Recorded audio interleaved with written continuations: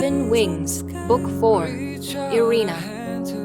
Written by Brittni Chenelle and performed by Lynn Devereaux and Brittany Goodwin. Sometimes it thunders so hard that it shakes my bones. Chapter 1. Irina. We all have secrets. Mine is that I want to die. I held my hands over Thorn's shredded arms, the pain he'd suffered compounding against my own. I threw my head back and gritted my teeth to keep from screaming, but I failed. I rushed between Jamin, Thorn, Faraj, and Ciel, trying to mend their wounds, but to heal their pain, I had to endure it, and with every injury, it got more difficult to make myself continue.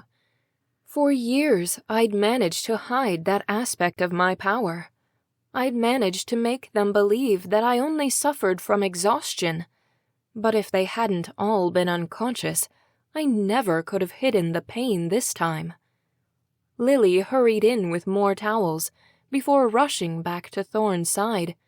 They'd all sustained such horrific injuries. I didn't know who was in the most need of my care.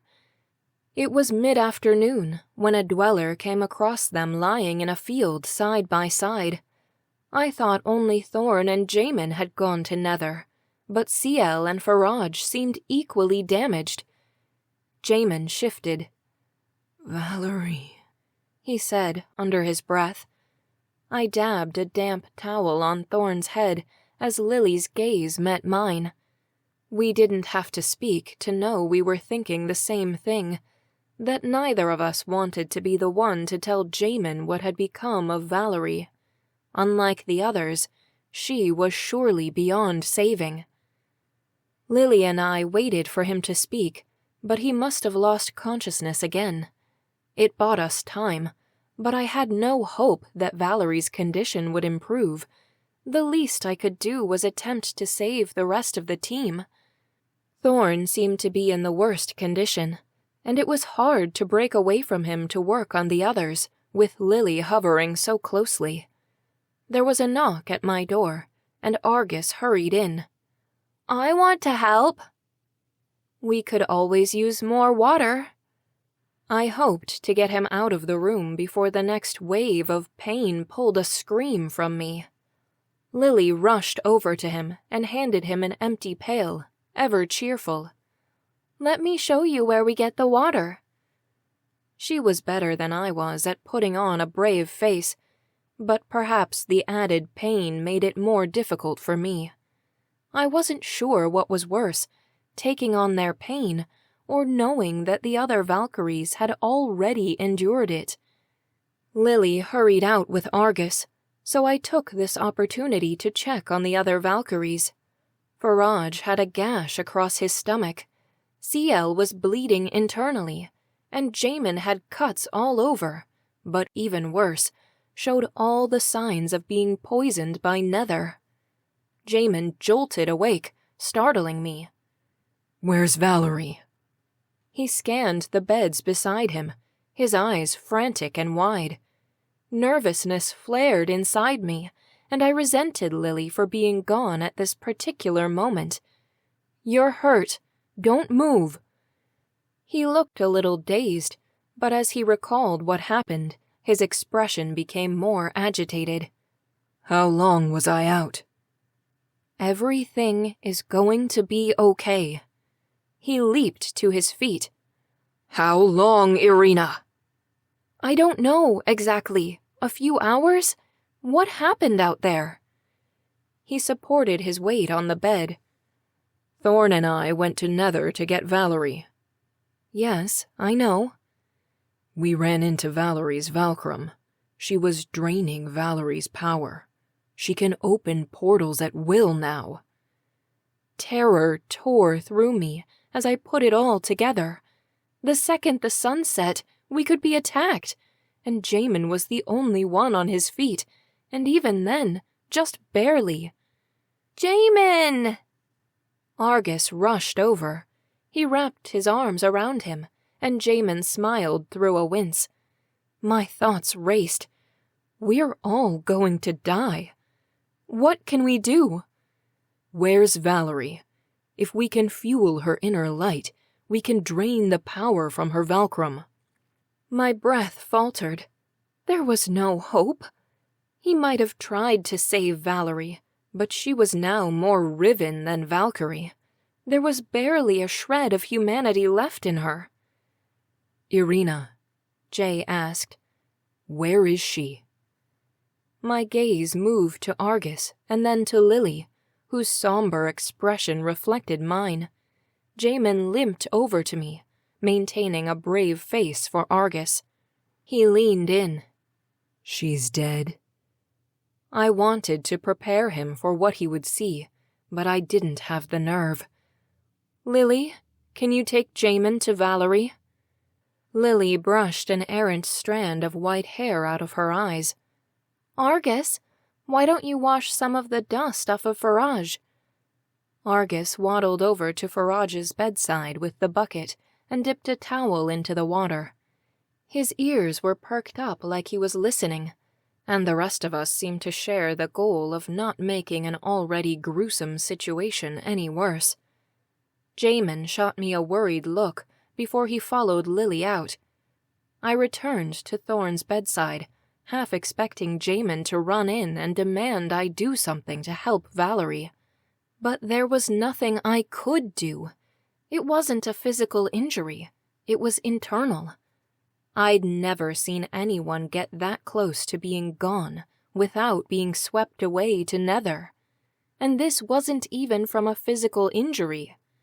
A shrill scream snapped me from my thoughts. Argus shook his hand, and I ran across the room to tend to him. I glanced around for a weapon I might have left lying around. I should have paid better attention. Argus cried. "Hold still." I grabbed for his hand. He calmed as I cupped his hand in mine. I prepared to heal him, but there was no injury. I pulled him in for a hug and rubbed his back until he stopped crying. "What happened? What hurt you?"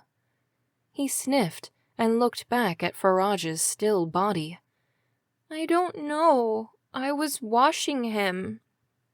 He dabbed at Faraj's arm and once again yanked back his hand. He screamed and leaped into my arms, and I instinctively shielded him from Faraj. I examined Faraj's arm, looking for anything that could have cut Argus. I examined Argus's hand once again, and this time I saw the end of a faint blue glow snuff out. I took a breath to steady myself. I knew that glow better than anyone. I began to shake, my nerves shredding inside me. Between the unexplained pain and the blue light, it was unmistakable. Argus was a healer. If that was the case, it meant my time as a Valkyrie was nearly at its end. I looked around at a room full of battered warriors and wondered how such a small boy could be chosen. As much as I wanted my duties to end, the timing couldn't have been worse. I held Argus to my chest, his body trembling with fear. I swallowed my guilt. If I had been strong enough, this task wouldn't have fallen to such a young soul. Chapter 2. Valerie. If I was being honest, part of me loved being lost to the darkness. My body surged with raw emotion, one after the other. Hatred, jealousy, fear. But for once, my thoughts didn't plague me.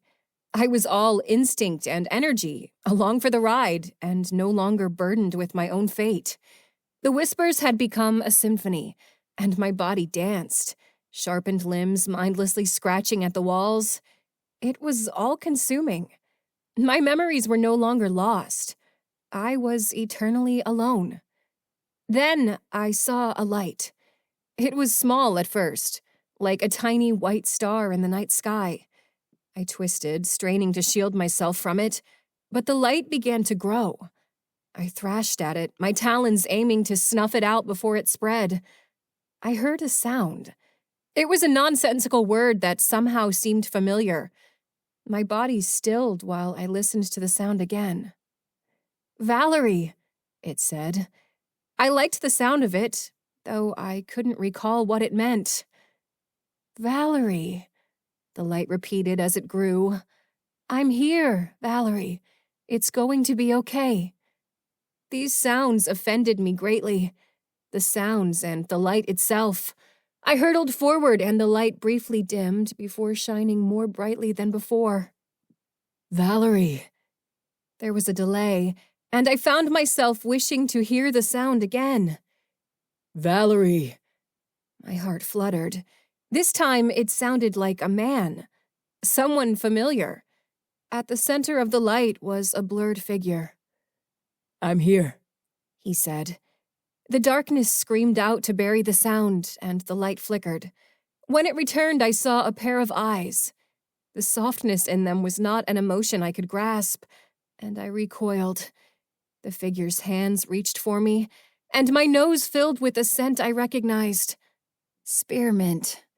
All at once, I noticed the absence of something. It filled me with an ache that drowned out my other senses. Desperate to make it stop, I thrashed again, this time colliding with the figure. Everything went dark, but the light persisted.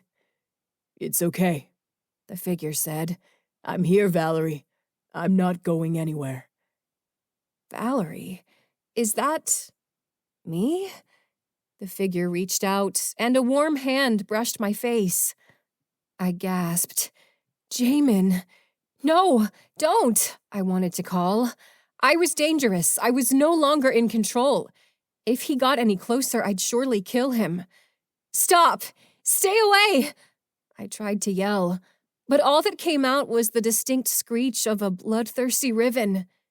Determined not to hurt him, I hurled my body back but slammed into a wall. Stop! I screamed. Jamin moved closer, his hands outstretched. It's okay, Valerie. I trust you. Please, I'm not in control. Stay back! It's okay, Valerie. You're not alone. I'm here. Stop! I pushed myself back, but there was nowhere to go. One mouthful of fear after another choked me. Please. I closed my eyes, unwilling to see what came next. I felt pressure tighten around my shoulders, and my talons rose. Hot tears streamed down my face. Something tickled my nose, and warmth pressed against the length of my body. It fell quiet for several seconds, so I dared to open my eyes and take a peek. Jamin held me to his chest. A strand of my pink hair covered one of my eyes, but it was clear I was back in my human body. Even so, the fear stayed with me. It's okay, Valerie. I'm here. It's okay, Jamin said. I heard a sniffle and looked to the door. Lily stood in the doorway, nervously chewing on her fingernail. Jamin stepped back, and I could finally see him clearly. He scanned my face, and I saw that he was covered in dust and dried blood. How do you feel? His voice was soft. My response was only one word. Sad. My body felt sluggish, and the despair I'd lost myself in was every bit as present as the ache in my limbs. Should we get her to Irina? Lily asked. Jamin appraised my body in search of wounds. His fingers tickled my flesh as they crossed my midriff, and after a minute he turned to Lily and said, No, I'm taking her home. She just needs to calm down. We don't have time. If she doesn't... Lily started, but Jamin waved his hand and she fell silent. I must have looked like a mess if they were talking about me like I wasn't here, and how could I blame them? A moment ago, I hadn't been. Jamin lifted me, just like he had in my earliest memory, cradling me in his arms. I was so covered in dust that I couldn't see the skin on my arms. Fear slipped back into my mind as I came to grips with what had happened. Could it happen again? What were the triggers? If it was some kind of hopeless feeling, I was in danger of sprouting claws at any second. I buried my face in Jamin's chest, and his wings spread like two shields, blocking out the rest of the world. He carried me through the palace and stepped beneath the light that poured through the open ceiling. It was so bright that it felt like I was seeing it for the first time. The wind scattered the loose bits of dust on me, and I took a deep breath of fresh air. I felt my eyes prick as tears started to fall, but I wasn't sure why I was crying. Gratefulness? Fear? The emotions were woven together so tightly that I couldn't distinguish one from the other. Hang in there, Valerie. We're almost home. Home, I repeated in my head. Almost home. Chapter 3. Irina. Lily's face was flushed when she entered the room, but I didn't immediately think to ask her why. My thoughts were consumed by the chance of Argus and the other Valkyries finding out what I'd unintentionally done. If I didn't train him, I could hold on to my power for a little longer, but mine had already significantly weakened by the time it had begun to take root in the boy.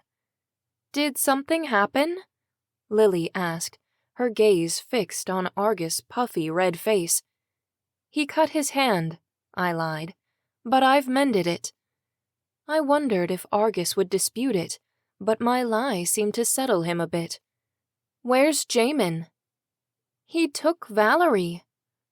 I lowered Argus to the ground and began to heal Faraj, my fingertips stinging where my skin touched his. I noticed Argus was watching me closely. "She's back to normal?" I asked vaguely. "She's in bad shape. I think we should have brought her here for treatment. We don't have much time." We had 5 or 6 hours before sunset. It wasn't a lot of time, but it wasn't hopeless either. If there was anyone who could help Valerie recover enough to stop her Valkyrum, it was Jamin. "Jamin can handle it." I could see the doubt on her face, but she didn't protest. Before she could change her mind, I said, "It's a little dangerous in here. Do you think you could take Argus home?" "Let me stay, Irina. I promise I won't get in the way." I didn't have the energy to argue with him. All I managed was, "I'm sorry." Argus turned to Lily. "I know, sweetie, but I bet if you come back tomorrow, the Valkyries will be feeling much better." Argus reached out, hesitant, and took Lily's hand, leaving me alone with the rest of the wounded Valkyries. I walked over to the window, hoping that the cold air would help me rally the nerve to continue my work. When I had first received my abilities, I hadn't been able to think of a more fulfilling gift than healing others, but it had come to feel like an eternity of pain. Was I wrong to want it to end? I'd put in my time. I'd served the Valkyries well, but as much as I wanted to be rid of this burden, I'd never expected it to fall to someone so young. I turned back, and my breath caught as I saw Faraj sitting upright, watching me. "You look terrible," he said, scratching his beard. "He says from his deathbed." He stood, his brow furrowing into a wince. "I'm serious." "I'm just tired." I gestured to Thorn and Ciel. He all but cut me off. "Where are Valerie and Jamin?" "They're recovering." I probably should have led with that. Faraj cracked his neck and adjusted his shoulder before he walked over to me, his tawny shoulder-length hair matted with blood. "The boy wasn't cut. Why did you lie?" "You were awake," I said matter-of-factly. "Why else would he have cried?" He shrugged, closing the gap between us. "Irina." He took my hands in his, but I was frozen, too afraid to make eye contact with him. He pulled me in. "There were a lot of injuries. I'm sure you're exhausted." "I am," I admitted. "Can you rest?" I shook my head. Thorn will die.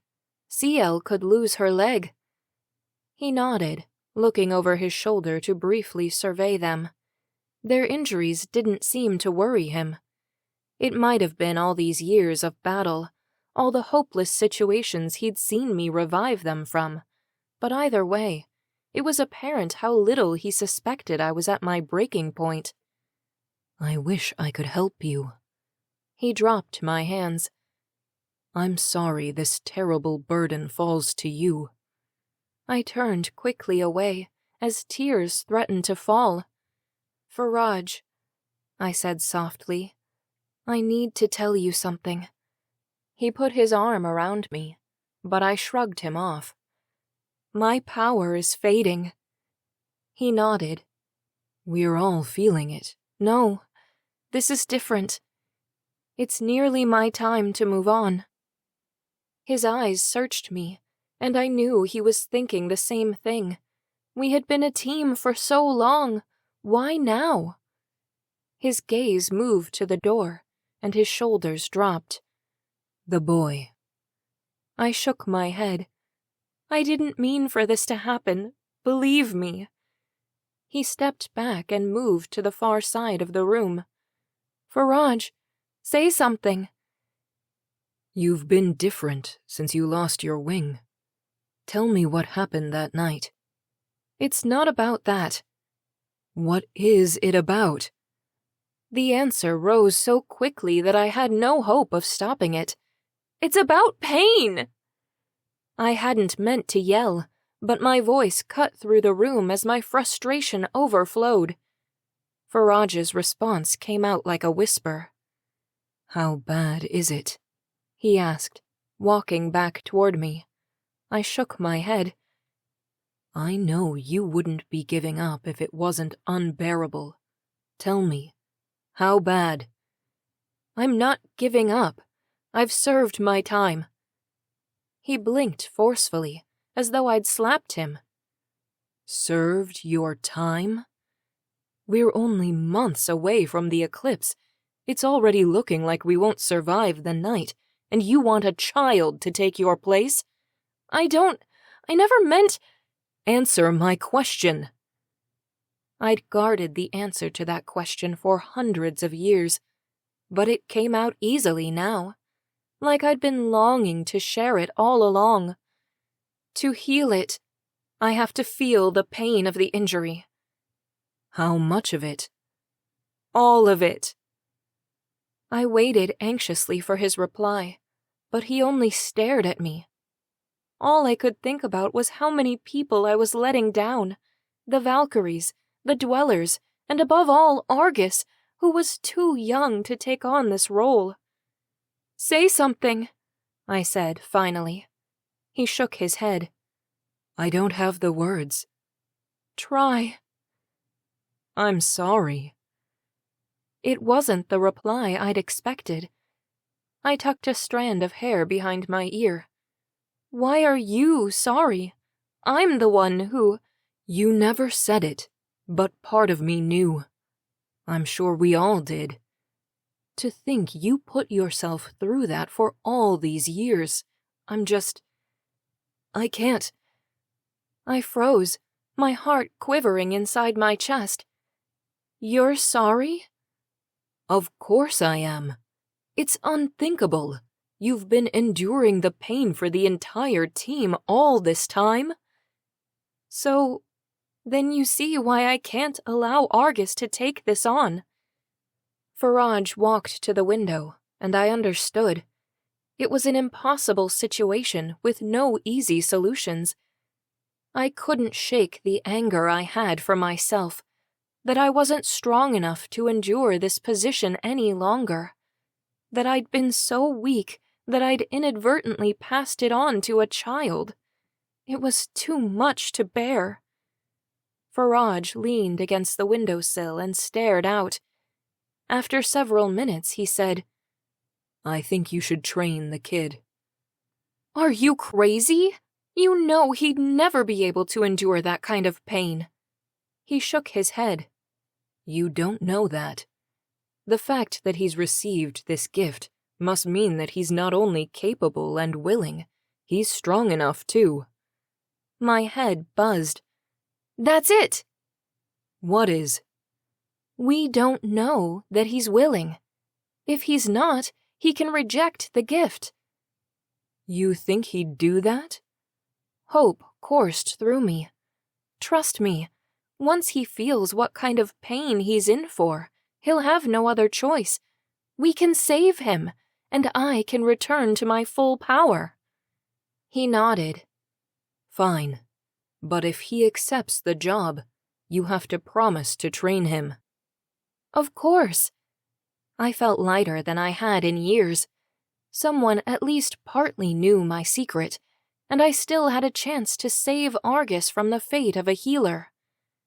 You sent him home, no? Should we go? No, I need to do what I can for Thorn and Ciel. Knowing Argus, he'll most likely be back tomorrow, and this time I won't shield him from the pain. Promise you'll give him a chance. I took a deep, steadying breath. I promise.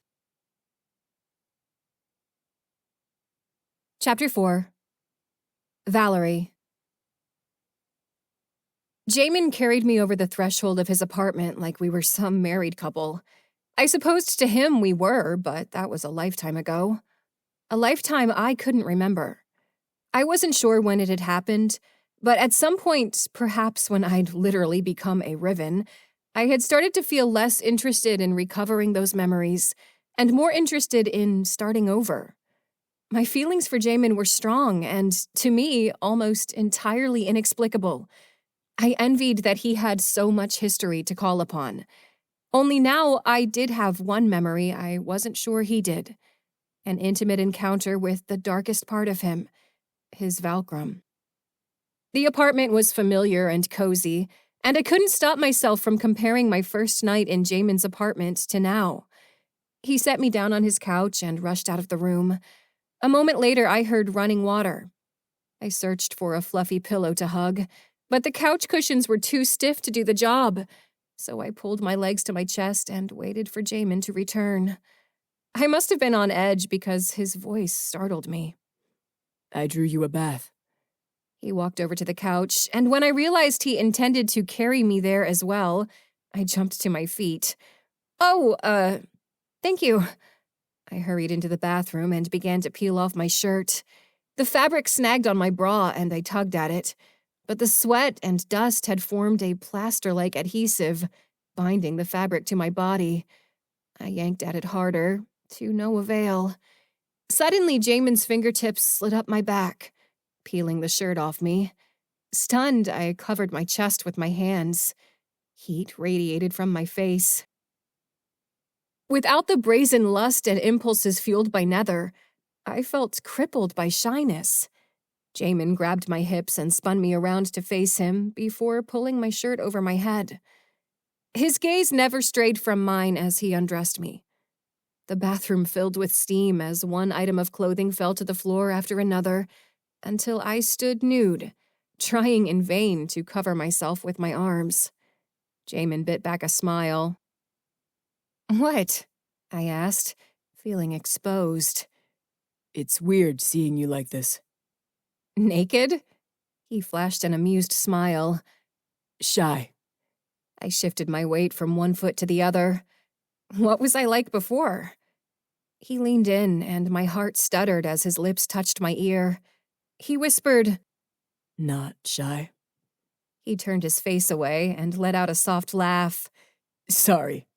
He said, biting his bottom lip. You're safe. I promise I won't do anything unless you ask. I snorted. You think I'll ask? His voice got low. I think you'll beg.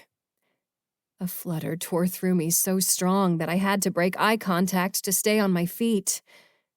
Jamin slipped his hands into his pockets.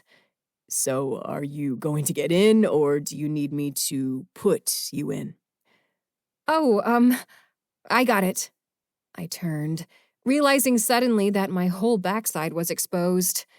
I stepped into the steaming water quickly and sat down. The water scorched my skin. It was almost too much for me to take, as if my body had never felt warmth before. Each move made the heat burn hotter, and I laid my head back and let out a sigh of relief. I closed my eyes, instantly feeling an improvement in my mood. The entire world melted away around me. A lavender scent filled the room, one so lovely it made me dizzy, but I was too relaxed to investigate. If I had, I would have seen Jamin walking over with some soap. His hands slipped into the water right around my shoulders. My knee-jerk reaction was to protest, but his thumbs pressed in around my shoulder blades, massaging the scented soap into my skin. I let out a moan that reminded me of what I'd done to his Valkrum. The memory stirred something dormant in me, and I felt a yearning flare between my legs. Relax, he said, and I let my body go limp as he began to methodically wash me. He started around my neck, slowly moving to my collarbone. His fingers trailed down to my breasts, sweeping over my nipples. I arched my back with pleasure, hoping to egg him on, but if he noticed, he didn't show it. Instead, he scrubbed my arms, his fingers making me dizzy as they explored the lower half of me. He washed me with strong, practiced hands and crossed no boundary a capable caretaker wouldn't cross. By the time he massaged the soap into my hair, I was so hot and bothered that it took every bit of my focus to keep from hopping out and tearing his clothes off. After a half hour of the worst torture I'd ever experienced, I heard the door close, and all went still. I slid my hand down between my legs, but stopped. What if he hears me? Frustrated with the now lukewarm tub, I decided to get out. I rubbed my hand over the fogged mirror and was surprised by how much of an improvement I saw. I looked like myself. Stringy ombre hair with magenta ends, blue eyes, brown skin. But I still didn't feel like myself. Even when I wasn't thinking about the trauma I'd been through, even after I'd scrubbed it away, it was still on me somehow. Where the heck is the towel? Ugh. I eyed the bathroom mat, but ultimately decided against it. I cracked the door open. Jamin, can I have a... I stopped. Standing just outside the door with an outstretched towel was Jamin. He wrapped me up, pulling me in for a hug while he ran his hands over the towel to dry me. His gaze met mine. Then he raised both hands over his head like he'd burned them and turned away. He sat on the couch and put his face in his hands. I'm sorry. I just feel so different. What do you mean? He looked up at me, but stayed on the couch on the opposite side of his apartment. Ever since you were in Nether, I just feel this sort of hopefulness. Is that crazy? Here we are at the end of everything, and I feel hopeful. I can't explain it. I walked over to him and took a seat beside him. He shifted in his seat. I sighed. Actually, something happened in Nether. He straightened. What do you mean? I sort of killed your Valkrum. My Valkrum? He leaned back, running both hands through his hair, his eyes wide. So the stories are true. His gaze landed heavily on me. What do you mean, sort of? I looked down at my hands. I couldn't do it, so your Valkrum killed himself for me. I don't understand. Why would he do that? Because he loved me? Deep red flushed across Jamin's face and collarbone, and he stared at the wall as if he could make himself disappear with sheer focus. I'm sorry, I didn't mean to embarrass you. I gulped, in preparation for what I knew was coming next. In the spirit of confessing things, I also might have slept with your Valkrum. He stood. What? Why? You look mad. I told you he had feelings for me. Okay, fine, but why did you sleep with him? Crap, I messed up. I'm sorry, it's different over there. Impulses and things just take over. Jamin stared at the wall. I stood. Are you mad? No, he said. I thought it was a dream. When he died, the memory came to me.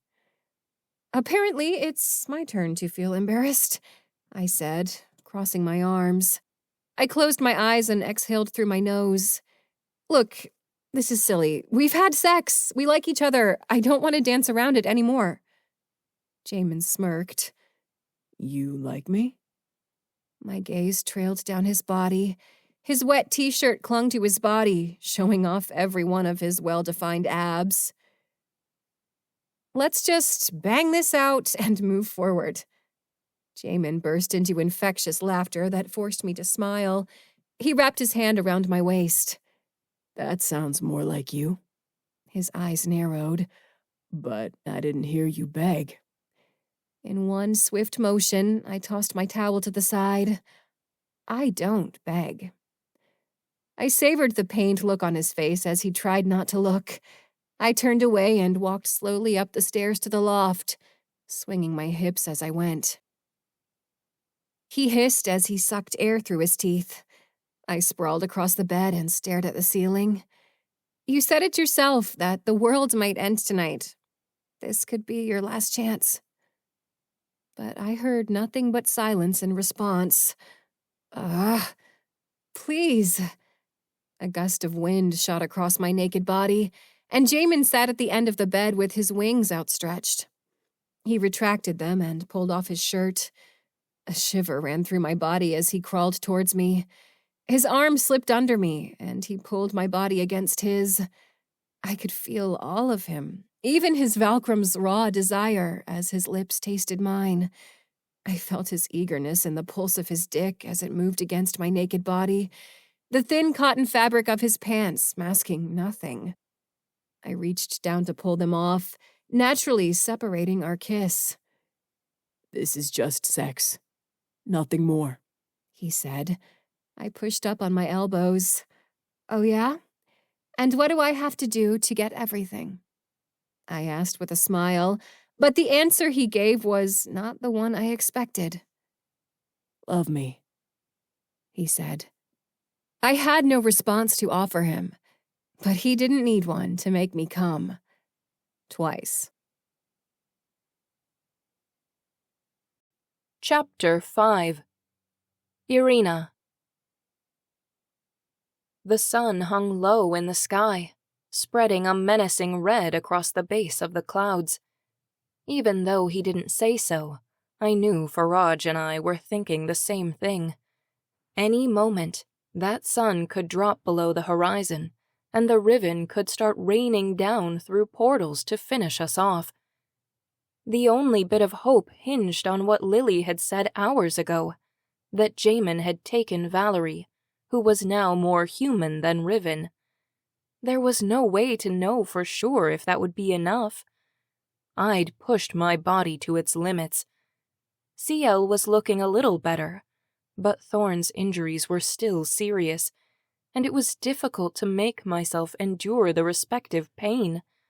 I hoped the two of them might wake up before sunset, so if this really was our last night as Valkyries, we could spend it together. But thus far, neither had moved.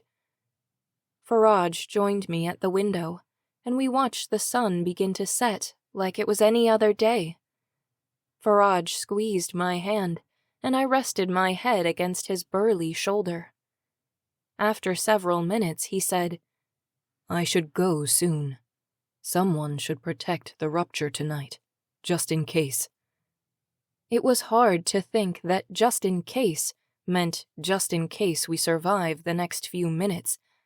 But that was the state of Lux, hanging by the smallest thread. No, don't go. I don't want to die alone.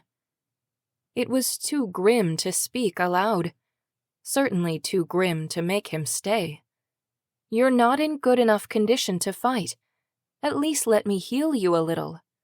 Not a chance, he said, and I wasn't surprised after he'd expressed such regret about using my power. A hinge squeaked behind us, and we turned as the door opened.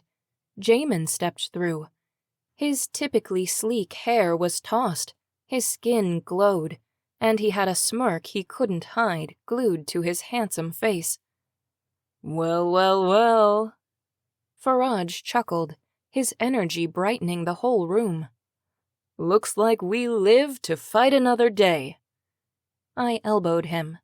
How's Valerie doing? She's resting. Faraj clapped his hands. Yeah, she is. Jamin fought a smile. I'm headed to guard the rupture. Faraj said, I was going to. You look like you could use a little more healing. I hoped that Faraj could keep my secret. The last thing we needed was the other Valkyries refusing treatments. I worried he might tell. My fears vanished when Faraj spoke next, as his mind was clearly elsewhere. Let me get this straight. You're an elite Valkyrie with divine abilities, yet the fate of Lux came down to your bedroom skills? Jamin rolled his eyes and headed back for the door. Does that make you a legendary lover? Faraj called after him. Jamin called back over his shoulder. You better not spread that around. Too late. I shook my head. Men. At least you don't have to go to the rupture. You should get some rest. Faraj leaned against the windowsill, his arms crossed over his chest. Legendary lover, he said to himself. It was nice to hear Jamin and Faraj at play again. They'd endured more horrors in the last day alone than many experience in a lifetime, and yet they carried on like it was just another day. Perhaps they were used to the trauma, or maybe they had more of an affinity for battle. Either way, I couldn't help but wonder why I couldn't handle it anymore. Had there ever been a time when I wanted to be here? Had there ever been a time when my whole heart was in this? There must have been, right?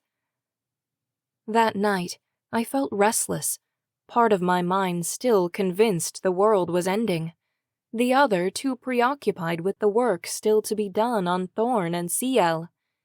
It felt like every time I closed my eyes, I heard their screams. I woke suddenly, again and again, only to find them sleeping soundly. Finally, I fell asleep and drifted into a familiar dream. It always started the same, the moon eclipsing the sun, like the devil's dark iris waiting to watch the world descend into chaos. I attempted to wake myself up as soon as I saw it, because I never quite got over what came next. The screams. The Riven snuffing out any bit of light they could find. I ran through the castle, desperate for a place to hide, but nowhere was safe. I spread my wings, making a beeline for the nearest skylight. Just as I made it through, I was knocked back down to the cold, hard, marbled floors. My body screamed in pain, the fear choking out my scream as bloodthirsty Riven pinned me down by my wing. I struggled, but my power wasn't made for combat. "Help!" I screamed, but as usual, no one came. The Riven looked into my eyes, drinking in my pain, reveling in my futility. Then, ever so slowly, with the precision of a master painter stroking a canvas with his paintbrush, the Riven severed my wing from my body. I screamed for help. I wished for a healer, but I was alone. The pain drowned the rest of it out, and not even a dream could fill in the missing part of that memory. I woke suddenly, to a quiet and peaceful night, my heart still racing, the shoulder from which my wing had been removed aching. As the calm settled in, I realized that 1 year ago, when the eclipse had decimated Lux almost permanently, that might have been the moment that I had lost the heart required to be a Valkyrie. Chapter 6. Valerie. I awoke not knowing where I was. My first clue was how sore my body was. Butterflies tore through me as I relived my evening with Jamin. I rolled over and, crumpling, drew my attention to a piece of paper on the pillow beside me. I picked it up and the lights automatically brightened. Valerie, I'm on rupture duty tonight. Stay here and relax. I was hoping when I get back you'll let me take you on a proper date. See you soon. Jamin. P.S. I'm serious. Stay put. Psh, you don't know me. I crawled out of bed and looked for my clothes before realizing the rhythmic banging I was hearing was the tumble of my clothes being washed. I went into the closet and put on some of Jamin's clothes, a pair of sweatpants and an oversized t-shirt. The material was soft on my skin, and I found it comforting. I grabbed a book with a thick spine off the shelf and took a seat on the couch. I opened it and thumbed through the thick pages, but each one was blank. My thoughts drifted to the night before, and my face rushed with heat. It wasn't like I was going to be able to keep my mind on the book anyway. I bit my bottom lip, smiling to myself as Jamin's body swept through my memory. He might have tried to hold back, but I still felt every bit of pent-up emotion from a life I couldn't even remember, and I was more than ready to do it all again. My heartbeat skipped as I remembered what he'd said. Love me. I liked the idea of him and me. I could see how I had fallen for him before.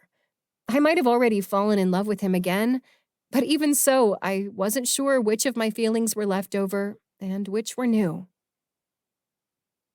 A light drew my attention back down to the book. The pages gave off a faint shimmer, and tiny gold rectangles filled each page. I watched in awe as the rectangles glowed, one at a time, and then dimmed to reveal a picture. The first had been taken by a lake. It was familiar enough to possibly be Lusterwood Forest, but I couldn't say for sure. Jamin sat at the water's edge, a bright smile on his face. I sat beside him with my face turned away, but my head resting on his shoulder. I held my breath. He looked so happy. I eagerly thumbed through the album. There were pictures of the other Valkyries, too. In every one, I stood beside Jamin, our hands often locked together. I envied the girl in the photograph. I particularly liked one picture where the Valkyries were in a line, Ajax included, their arms wrapped around each other's shoulders, laughing and enjoying each other's company. I could almost hear the sound of laughter. In fact, I could almost see everyone moving. I stared closer and realized that it was playing like a little video. I flipped back to the first image, the one of Jamin and me by the lake. The image moved and Jamin said, I swear, you get us into more fights than the Riven do. I shoved him. You love it. I love you. The words came out so directly that I almost looked away from the book. They were my memories too, but since I couldn't recall them, looking through the album felt like an invasion of privacy. It felt like I was reading Jamin's diary. I closed it, but held on to it for several minutes before I placed it back into its spot on the shelf.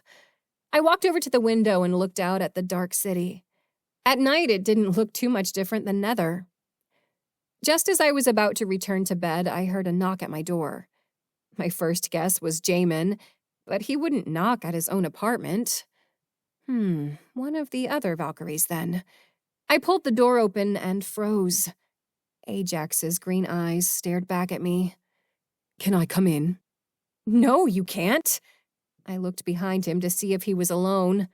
Look, Valerie, I know I messed up. Messed up? You chained me to a wall and left me there to die. I pressed my fingers to my head. The audacity!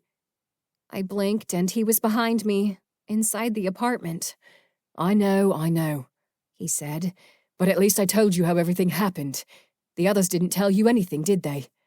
You don't get points for that. If you had let me kill my Valkyrum, I'd have all my memories restored. I tried to usher him to the door, but he didn't budge. You need to leave. Jamin will be here any minute. No, he won't. I saw him guarding the rupture. I put my hands on my hips. Look, Ajax, whatever it is, I'm not falling for your crap anymore. He pressed his hands together and put them against his forehead. I need you to find your Valkyrie. She's missing and Dusk isn't happy. I don't see how any of this is my problem. How's Thorn? Something changed when he fought off the Riven. Something powerful. And now Dusk is... Never mind. I'll worry about that. I glared at him, but I had no answer. The second I'd started to feel like myself again, Jamin had brought me here. Of all the Valkyries, it seemed odd that he'd asked about Thorn in particular. I was already anxious to catch up with the other Valkyries, but now I felt a stronger uneasiness. Wherever he was going with this, I wasn't going to fall for it. Get out, Ajax. Valerie, he said, grabbing my arm. I pulled back, ready to slap him, or worse if it came down to it, but something stopped me. His hand was shaking. Please, Val. No, you've given me no reason to trust you. You've made your choices, now live with the consequences. His hand dropped from my arm and he turned away and headed for the door, his gaze cold and full of sorrow. I'm not going to feel bad about this. I'm not going to take any of this on. Even if I did agree, I had no idea how to find my Valkyrie, and even if I did, I certainly wasn't going to waltz back into Nether after it had nearly killed me on multiple occasions. Ajax had done nothing but lie and manipulate me since I arrived in Lux. I had no reason to believe the little tale he'd spun the other night. The only reason I was still thinking about this was because I wanted to know what had freaked him out so badly that he would come to me for help. Chapter 7. Irina. Sunlight streamed through the windows, casting warmth onto my face as I woke gently. I sat up, feeling refreshed, so I jumped out of bed to check on Thorn and Ciel. Ciel's bed was vacant. She must have snuck out before I woke up, and I was glad for it. She didn't take losing very well, and I'd only had to heal her a handful of times. I took my place beside Thorn's bed. My hands lit up, sparking with electrical energy as I held them over Thorn. But I stopped short in anticipation of the pain that always followed. Come on, Irina. You have to do this. I winced before my hands even landed on his wound, and my brain yelled at me not to do it. I lowered my hands to Thorn's dark skin, and the pain rushed through my hands, up my arms, down my spine, and across my ribs. I clenched my jaw to keep from screaming, but held my hands steady. I counted down from 10, but only made it to 8 before I snatched my hands away. I took a deep breath through my nose and prepared to start the process again. A hawk cried out, and I looked to the open window. Faraj's massive wings were spread, his beak gleaming in the morning light. He glided through the window and landed on the windowsill, and the sound of crunching bone filled the room as he shifted back to his human form.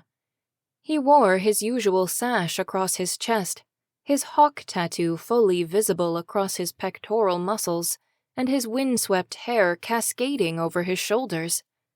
I had always liked the way his thick beard framed his face and highlighted his kind eyes. It was hard to believe this was the beginning of the end for me. All the things I'd taken for granted, all the things that had become so much a part of my routine, would be no more, and none of us really knew what waited for us on the next plane. How's he doing today?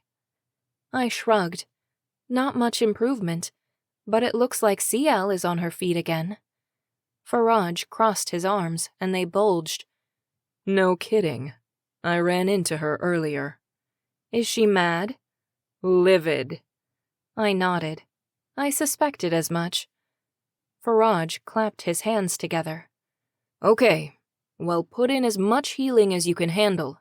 Then I'm taking you out to find Argus and tell him the news.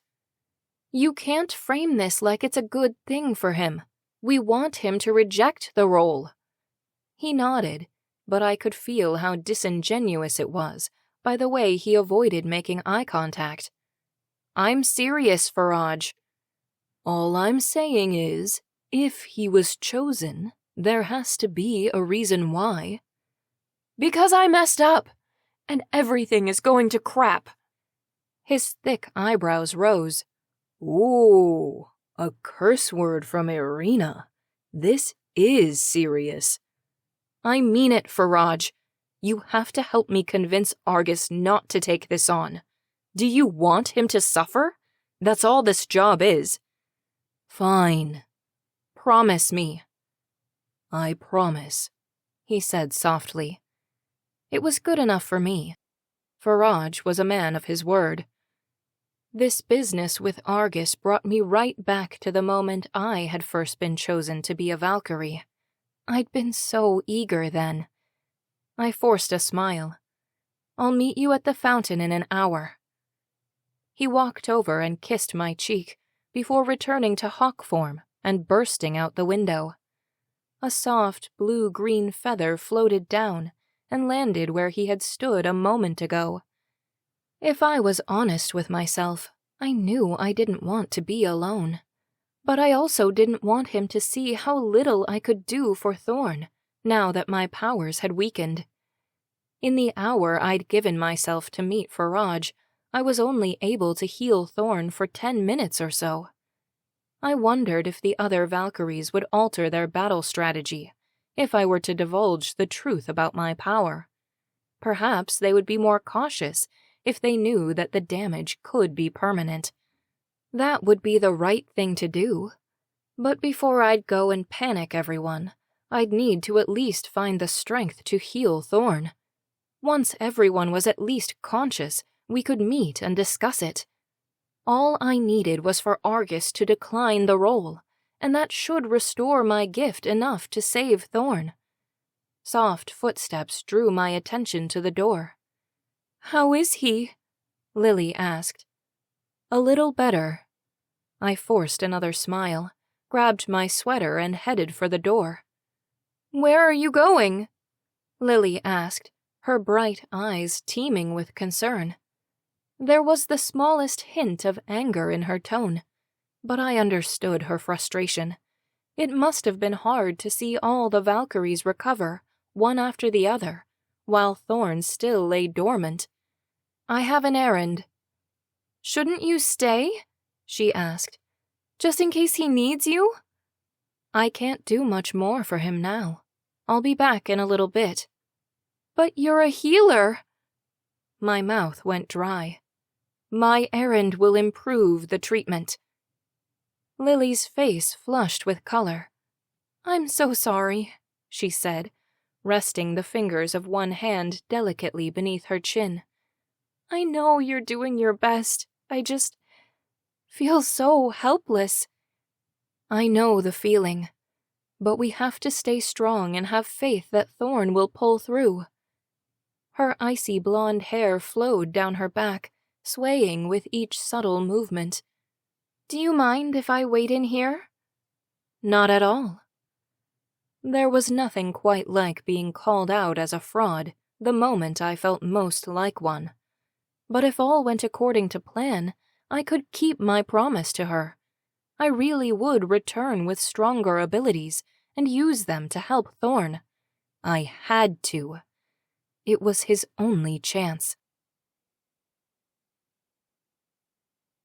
Chapter 8. Valerie. I considered keeping Ajax's little visit a secret from Jamin and the other Valkyries. But secrets never seemed to help any of us. In fact, I was pretty sure they were responsible for the team falling apart at the seams.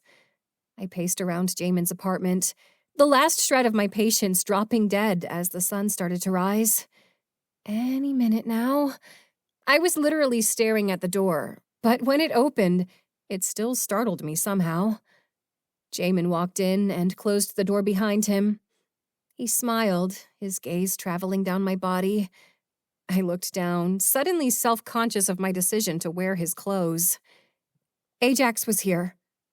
Jamin's smile died instantly, making me regret not easing into the news. He stormed closer, his eyes scanning the apartment. Are you hurt? I swear if he touched you. He didn't. He took my hands, brought them to his lips, and kissed them. I felt myself blush. His gaze shot up to my eyes, and he dropped my hands. Cute. You forgot I'm not your wife. He cleared his throat. Why did he come here? What did he want? I shook my head. He asked for my help. Tell me you didn't help him. I didn't like the accusatory tone. I didn't. But he seemed... I put my hands in my pockets. Scared. Don't fall for it. It's some kind of trick. You don't want to know what he wanted? He turned away. I could guess. He pulled out some bowls and headed to the fridge, I assumed to make breakfast. Look, I don't like your attitude. He looked up from the bowl. Huh? You act like I invited the guy here and then actually think I'd be dumb enough to trust him again. No, I didn't. I'm not finished. Despite my seriousness, Jamin grinned at me, putting down his task to give me his full attention. I ignored his amusement. I don't know if this is a jealousy thing or what, but you have to let it go. Your beef with Ajax should be the same as everyone else's. It shouldn't have anything to do with me. Even if we don't know the exact details, we know I chose you. He walked over to me, nodding as he approached. Anything else? Once the ball got rolling, I didn't see a point in stopping it. As a matter of fact, yeah, I let the whole bang and go thing slide since you were at work, but then you come in here with that attitude and those lips, and I don't even get a hello kiss. He wrapped his arms around me, leaned in and whispered, I'm sorry, before planting a kiss on me that scorched me down to my toes. I felt my breath shorten, but I couldn't break away. He lingered before pulling away, a teasing smirk on his adorable face. He casually walked back to the kitchen and resumed making breakfast, while I stood in a daze at the center of his apartment. When I finally got my bearings, I took a seat on the couch and watched him cook while he hummed a tune I didn't know. I felt a warmth in my chest as I watched him. I'd intended to make all new memories with him, but something about this almost felt routine. I know you. My stomach was full of butterflies, and I needed a distraction, or else I was going to run over there and jump his bones. How is everyone? I asked. What exactly happened yesterday? He took a deep breath. It seems like most of us are okay. Thorn still hasn't woken up, but I'm sure Irina will do her thing. Something Ajax had said stuck out in my memory. He'd asked specifically about Thorn. Before I could mention it, Jamin put 2 plates of pancakes on the island countertop. I hopped off the couch and took a seat next to the sweet caramel-scented stack. Wow, it feels like it's been 100 years since I last ate. I looked up at him. Go for it, he said, taking a seat beside me. He didn't have to tell me twice. I started shoveling syrupy goodness down my gullet. Jamin took a moment to enjoy the freak show, then began his story.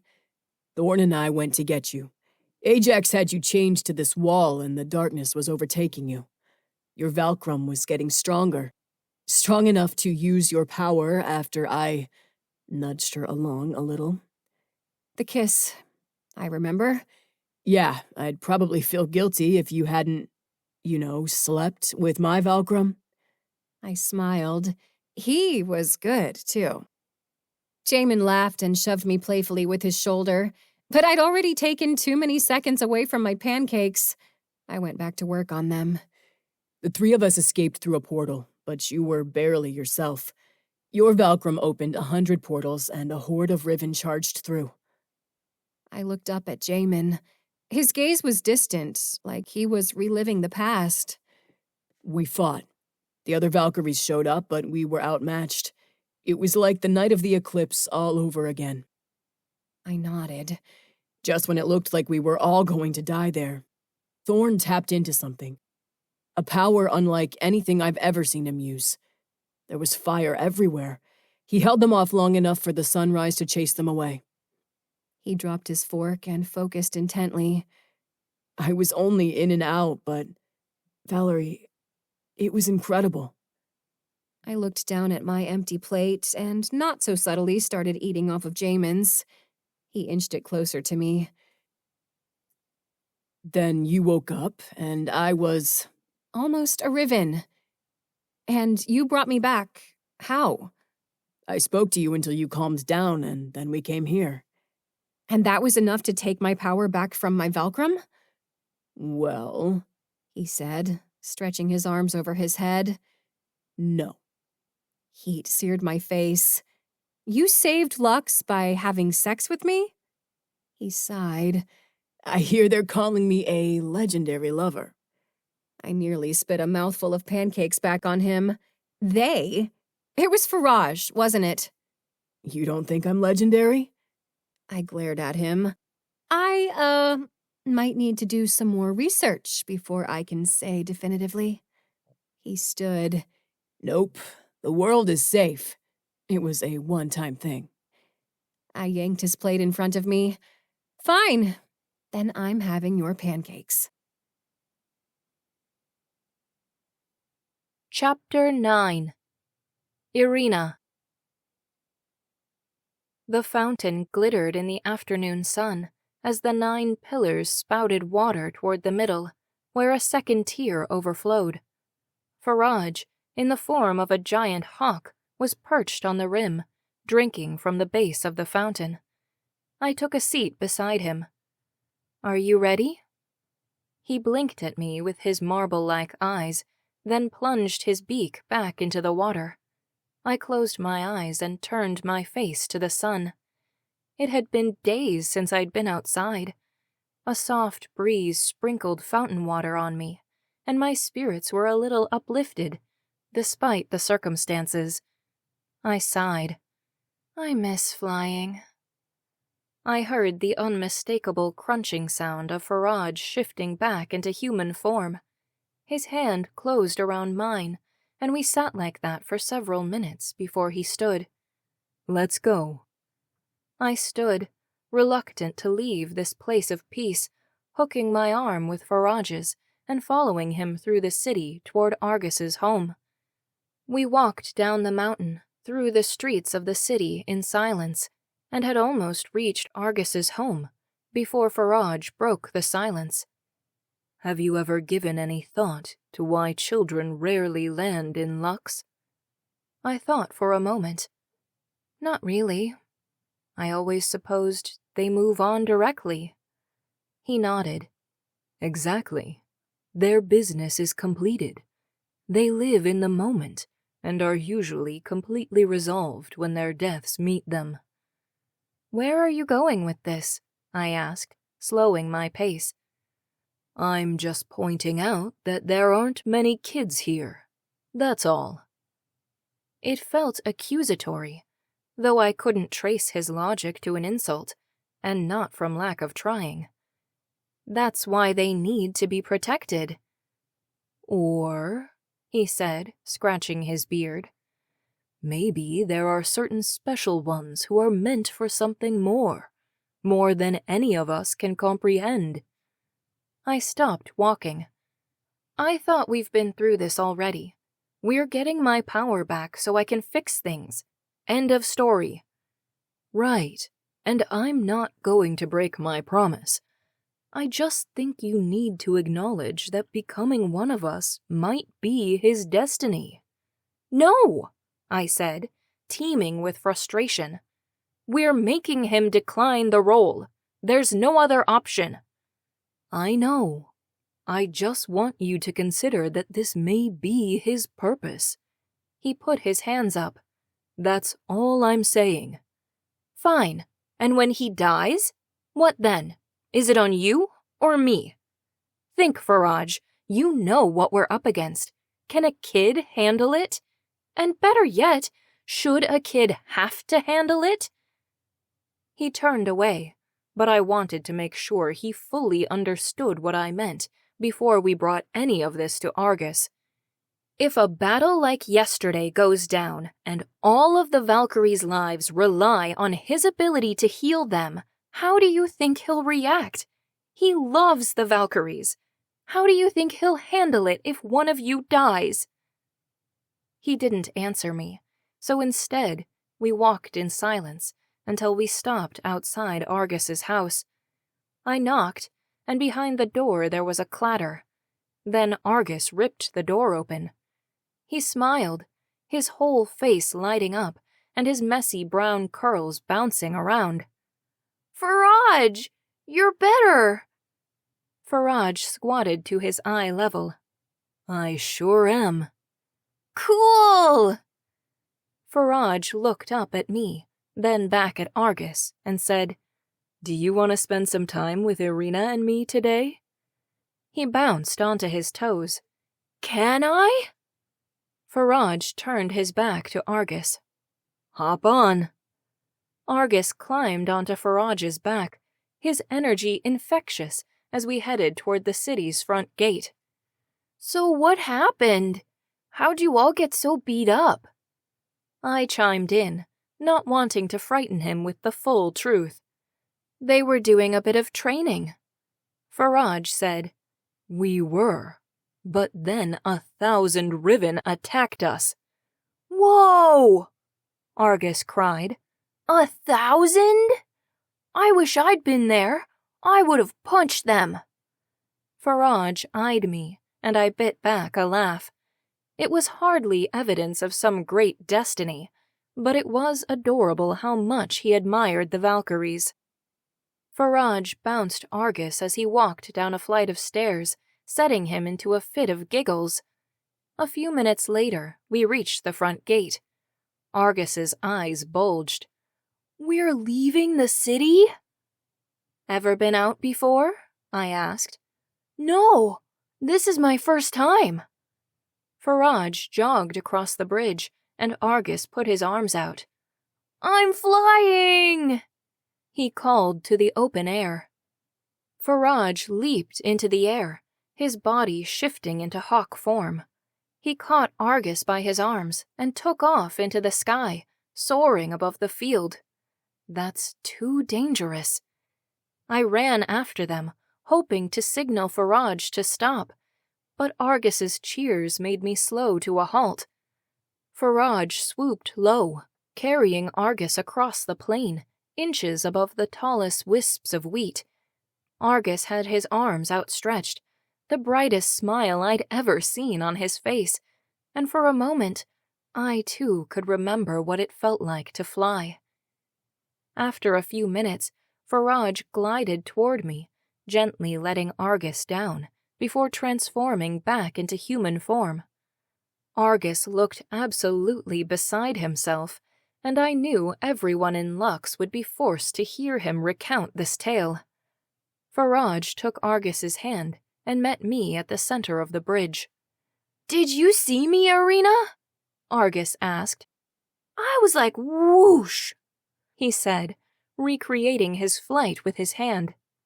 "Impressive, kid." Faraj cleared his throat, and I looked up to find his expression full of intention. "Ah, right. So, Argus, the reason Faraj and I brought you out here is to talk to you about something important." "What is it?" "Well, I need you to do me a favor. You see, I gave you something by mistake, and I need you to give it back." He nodded. "What is it?" "A little bit of my power." My nervousness from earlier returned. Argus wore his emotions on his sleeve, but his actions always seemed to surprise me. He looked down curiously at his hands, and then held them out to me. "Here." I couldn't help but laugh. "Just like that?" He looked confused. "I don't know how to give it back." Faraj said, "That's the hard part. You have to say that you don't want to be a Valkyrie." "But I want to be." "I know, honey," I said, "but that's the only way to give the power back." Argus looked out over the bridge's handrails, and his shoulders drooped. Then he turned to me. "I don't want to be a Valkyrie." Chapter 10. Valerie. After my harrowing experience being held captive in Nether, I was more than happy to just sit in Jamin's apartment all day and do nothing. I bit back a laugh as Jamin's humming rose up over the sound of his shower. I was tempted to listen at the door, but focused my attention on making a plan for the day instead. First, I set up a nice little area on Jamin's couch with a fluffy pillow and a blanket. Then I began to browse the bookshelf. I knew instantly which shelves were mine. Jamin's books were practical, how to build or make things with a few survival tales thrown in. My shelves were packed with fantasy stories. Mermaids, fairies, royalty, swords, magic, and romance. It was unmistakable. One book in particular drew my attention. The title read, The Fae and the Fallen. The spine was worn, and when I pulled it off the shelf, the pages fanned out. I could tell it was frequently revisited and well-loved just by looking at its condition. Then it dawned on me. I was in the unique position of being able to read my favorite book for the first time again. Every bookworm's dream. I didn't dare tempt myself to read the dust jacket description. I was going in blind. I practically skipped over to my reading area and snuggled up, preparing myself for what I knew would be my favorite. In minutes, I was hollering with laughter. The sassy heroine had drugged her superpowered bully into doing a striptease in front of the entire school. I was so consumed that I didn't notice Jamin had emerged from his shower until he cleared his throat. I looked up from my book, prepared to tell him to leave me be, at least until I could see the Fae boy's retaliation. But I stopped when I saw him. His hair was slicked back. He had on black pants and a white long-sleeved shirt rolled up to his elbows. And just in case I didn't immediately throw my panties at him, he'd finished the look with a black tie. All I could think about was grabbing that tie and biting on his bottom lip. So, Valerie, he said, his cheeks growing pinker by the second as he stammered to himself. He was so tempting that I dropped my book, and only when I recovered did I notice he was having trouble spitting out whatever he was trying to say. I would have bailed him out, but the more awkward he got, the hotter he looked to me, so I decided to sit back and enjoy the show. I know things have been crazy with your memories and everything, not to mention us almost dying yesterday, but that put a lot into perspective. His gaze moved to the floor. And I don't want you to feel pressured to say yes or anything. Yes to whatever. I was wondering if you'd like to go on another first date with me. It seemed like a ridiculous request with the eclipse approaching and Valkyries dropping like flies. Still, last night had me thinking that whatever connection we shared was more powerful than any weapons we wielded. Being together was the fastest way to push away the darkness, and that seemed true for all of the Valkyries. Then I realized how scummy I looked. My hair was tossed up into a messy bun on top of my head, and I was still wearing Jamin's sweatpants and an oversized t-shirt because I hadn't even done a full inventory of what clothes I had at this apartment. He must have taken my silence as me declining because he said, "It's okay. Forget I mentioned it." "No!" I shouted. He looked startled. "I mean, yes." I got to my feet. "How long do I have to get cute?" "You're already cute." "Boy," I said, pushing him out of the way and running toward the closet where Jamin kept my things. I gave myself 10 minutes to whip something together, and when I was finished, I felt pretty good about it. I scoured each closet and found several nice-looking dresses, but not a single high heel in the entire apartment.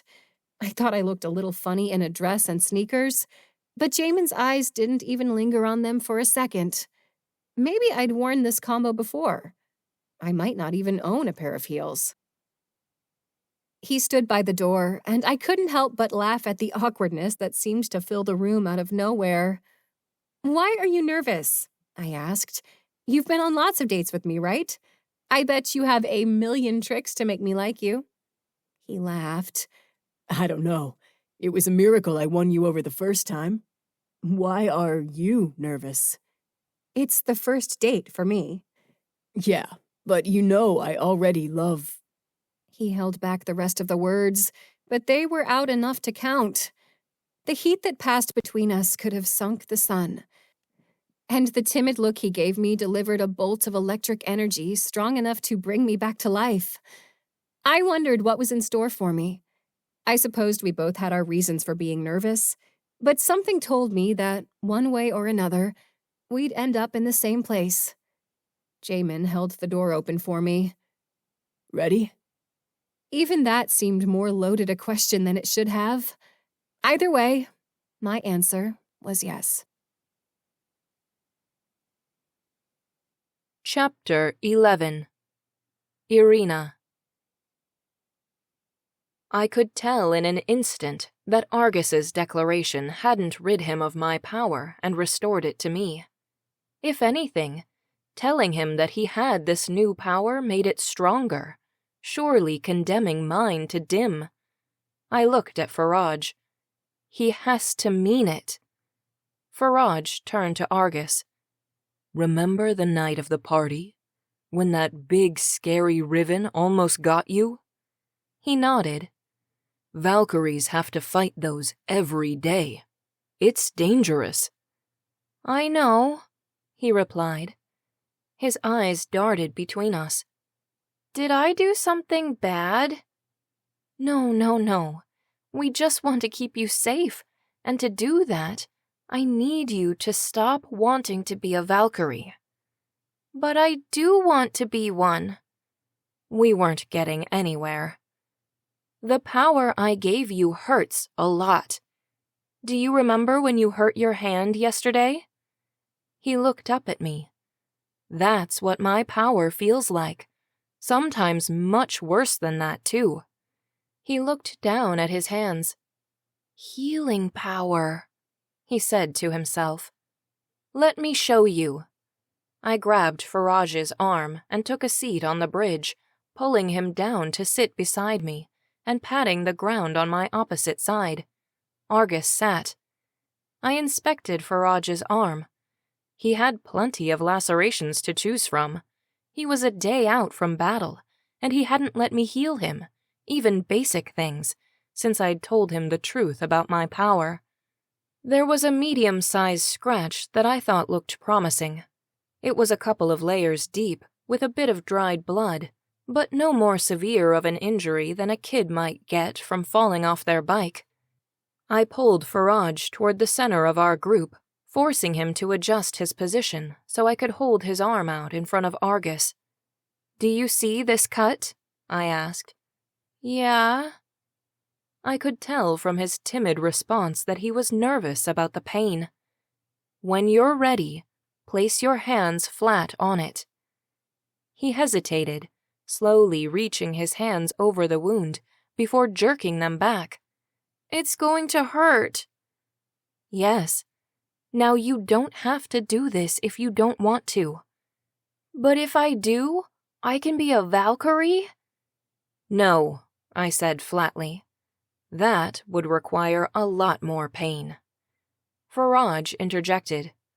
Let's just take this one step at a time.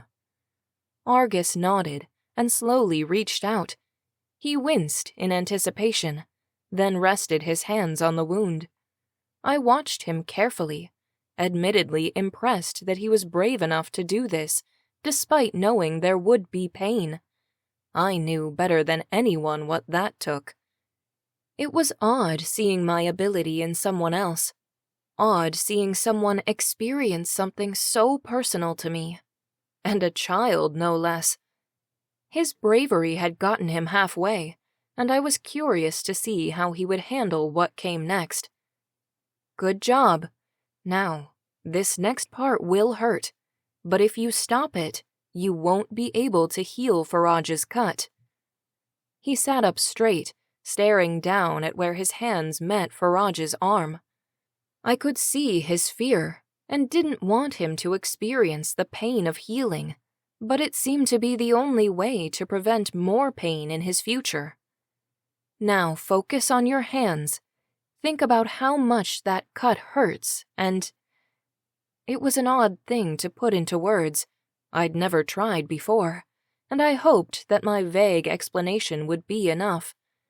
Wish for it to be better.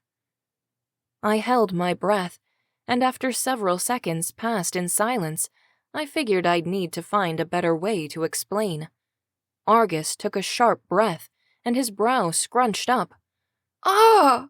he cried, and his breath began to heave as he struggled to maintain his composure. "Don't give up. Stay focused," I almost said, but I wasn't here to teach him. I was here to discourage him. My heart raced with every second he held on. He kept his eyes focused on his hands as a small bluish glow emanated from them. I didn't know why, but I couldn't stop myself from rooting for him. I glanced at Faraj, who watched with intense focus, and I knew he must have been having similar thoughts.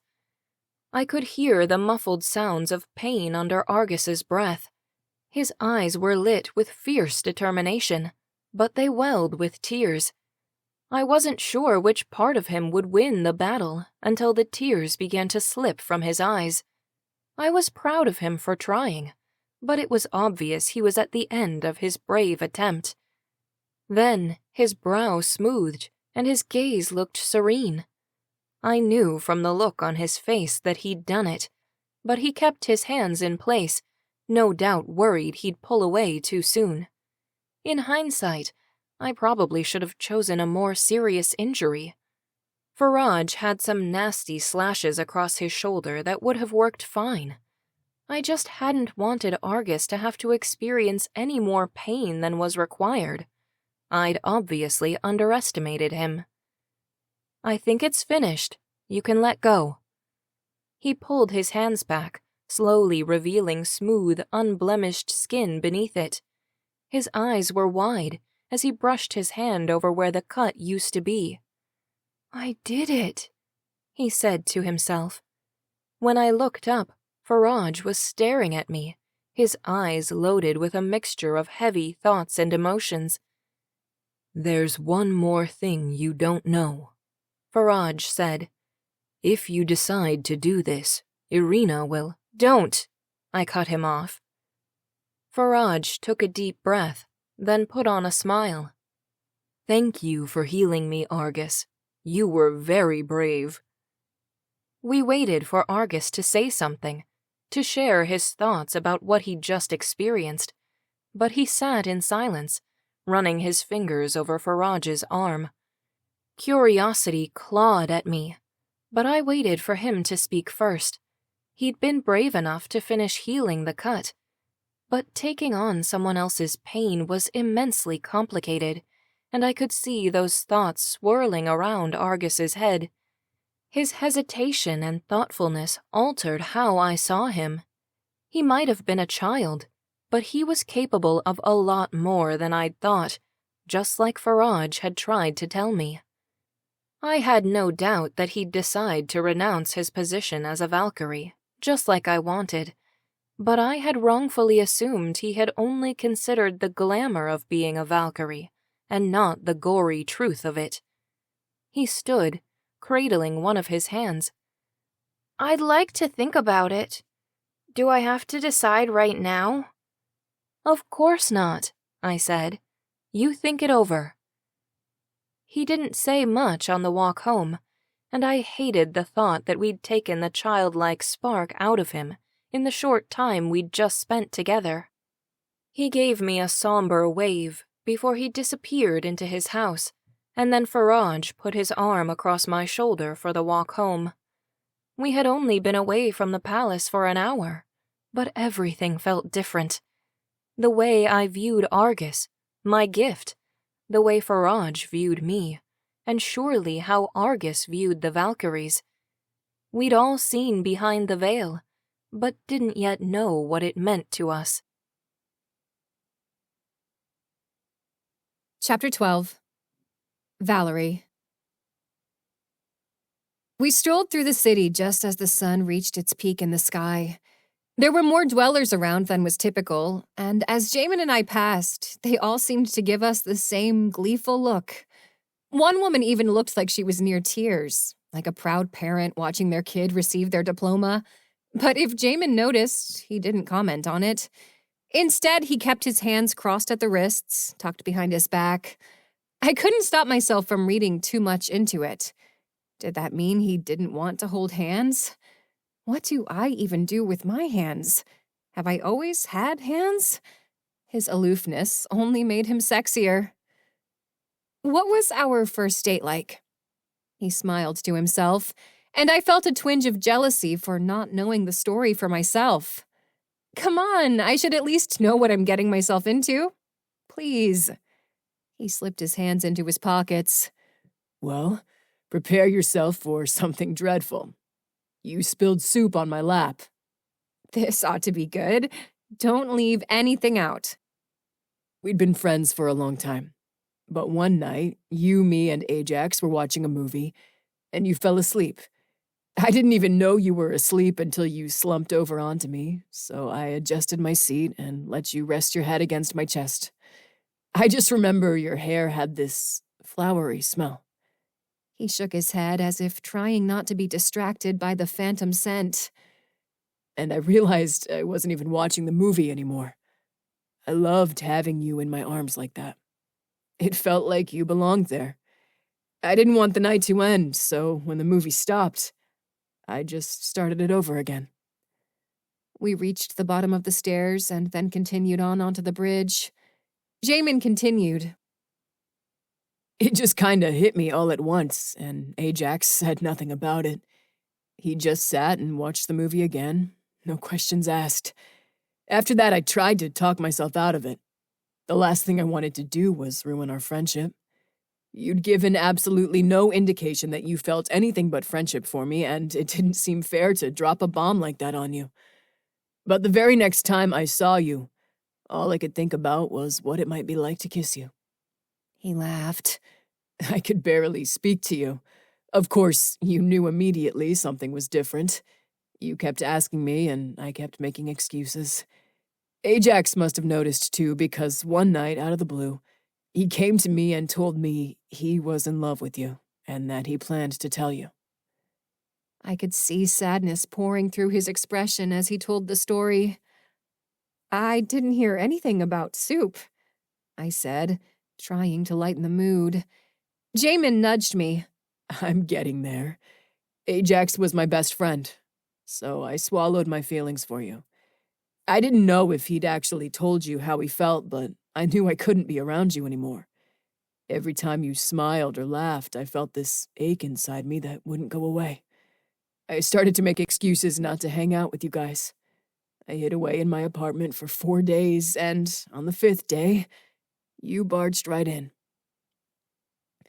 I laughed, but didn't dare interrupt the story.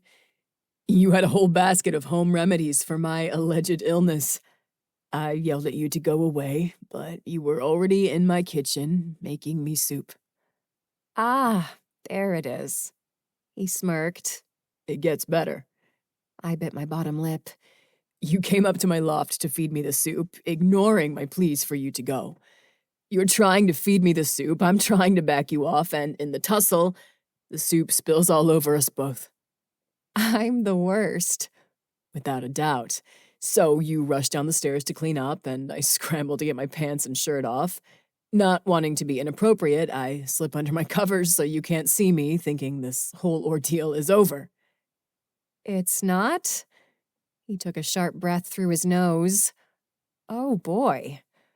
A minute later, you climbed back up my stairs in your soup-stained bra and panties with a bottle of vapor rub. No. Yes. I tried to kick you out, but you were climbing all over me, and I was getting so turned on that I was shaking. You interpreted this as a fever, and you leaned over to feel my head. Your boobs were in my face, and you kept insisting that I felt hot.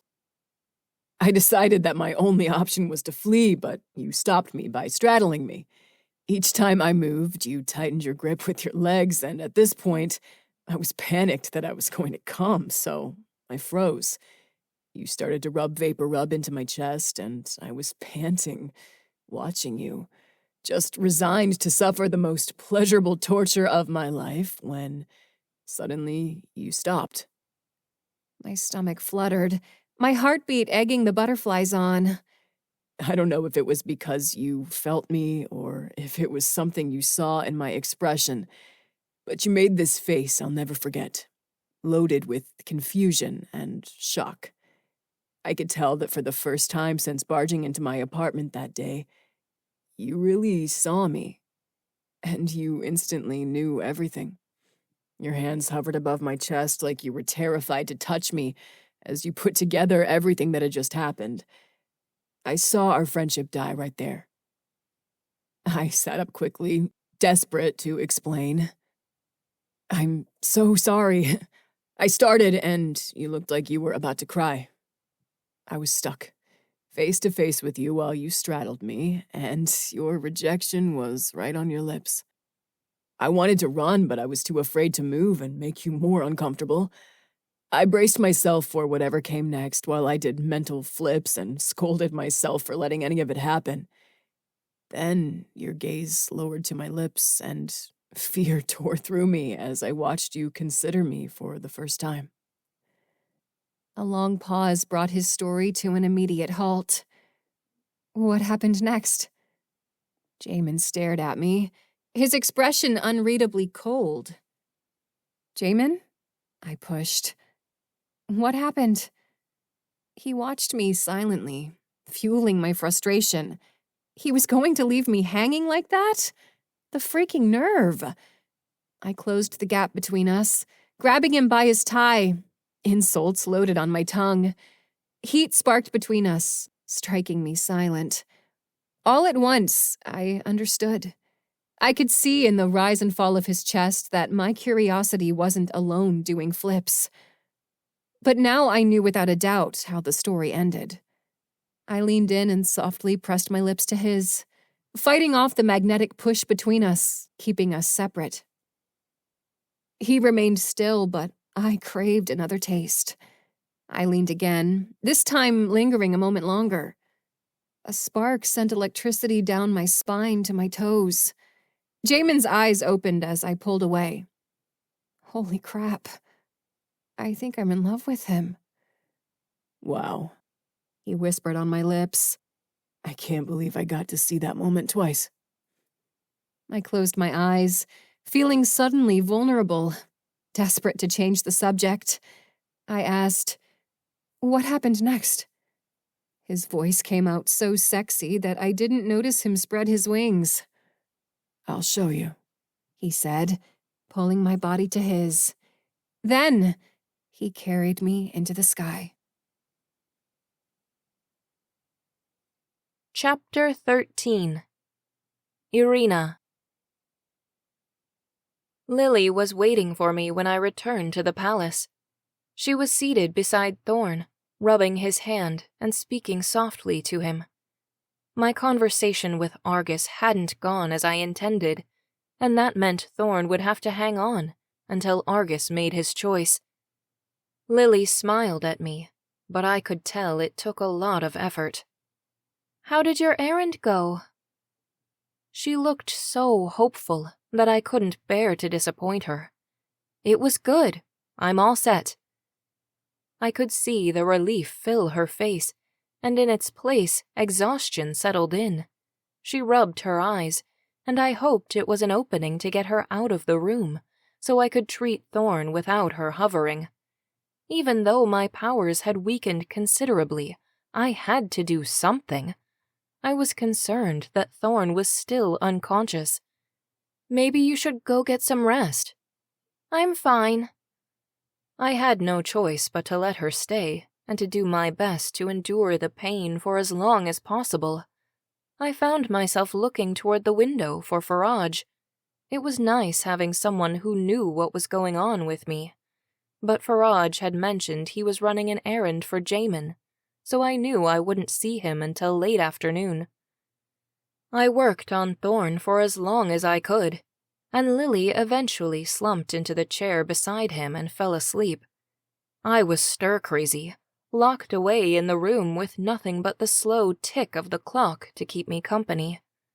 I slipped out of the infirmary and did a lap around the palace in hopes of at least killing enough time for Faraj to make it back before I had to return to my duties once again.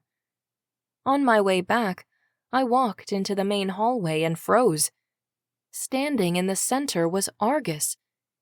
He was staring at the tapestries that hung from the wall, the ones that had been hanging since we were first given our roles as Valkyries. He had no shoes on. His clothes were old and torn, and his hair was wild and unkempt, but the expression on his face was enough to answer all of my questions. Fear settled under my skin as it all became real for the first time. My days as a Valkyrie were numbered, and Argus would have to take up the mantle, regardless of if he was ready or not. I saw Faraj enter from the far side of the hallway. He looked at Argus, and I saw him go through the same thoughts, like tracing footprints in the sand, before his gaze shifted my way. Argus looked up, noticing Faraj first. "Hi, Faraj. Is Irina here?" "You've made up your mind already?" "Yes, sir," he said. Faraj nodded to me. Argus turned, walked confidently past the 7 tapestries that represented us, and stopped in front of me. "I want to do it." I took a sharp breath through my nose. Thorn is very hurt. His injuries are very severe and painful. He could die. Argus nodded. "I'm going to save him." His certainty caught me by surprise. "And you're prepared for the pain?" "Yes." Faraj joined us. "Once you're trained, Irina will no longer be a Valkyrie." Argus's eyes went big. "You mean I'd be taking your spot?" I nodded. "Are you mad?" The question made me smile. It was so pure, and it seemed that even the revelation he was putting me out of a job wasn't going to stop him from becoming a Valkyrie. Even though I hadn't planned on this happening, he was starting to make a believer out of me. Maybe Thorn and the other Valkyries would be better off in his small, capable hands. Faraj grinned at me. It seemed we had no choice but to proceed with the transfer. A flash of sadness passed over his eyes, and resignation took over. Then he nodded. I took a deep breath to make sure that my voice didn't shake. "Of course not," I said, rubbing his head. I turned to Faraj. "I need you to go get Jamin and Valerie." "They're in the middle of—" "I know, but we've given them as much time as we can. We need them." Faraj nodded, and in a fractured moment, he transformed into a hawk and flew out of the hall. I smiled at Argus, determined not to show any deep-seated resentment. "That was a very brave choice you made.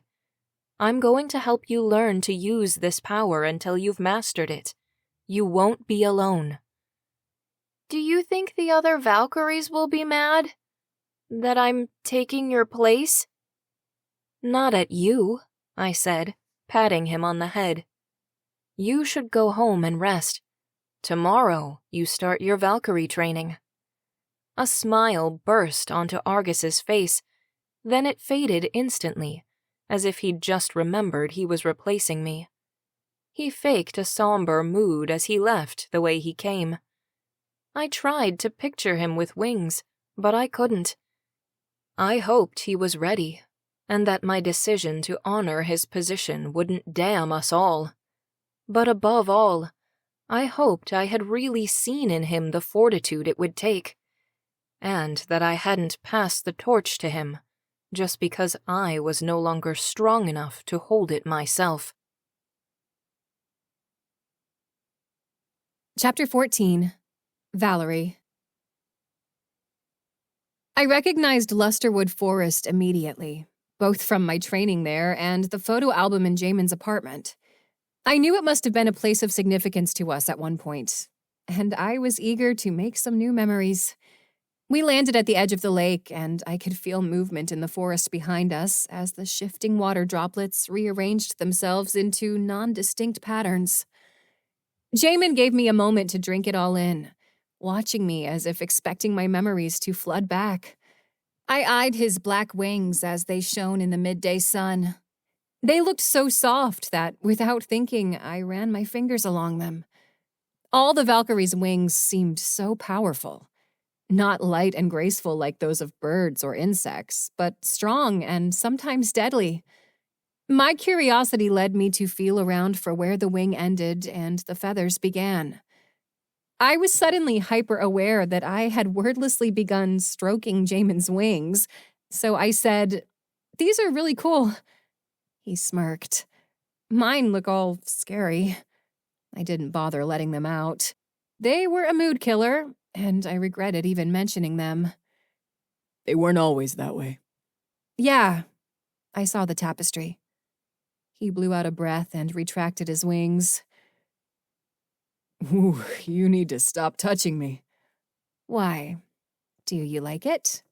I stepped closer, this time feeling his shoulders.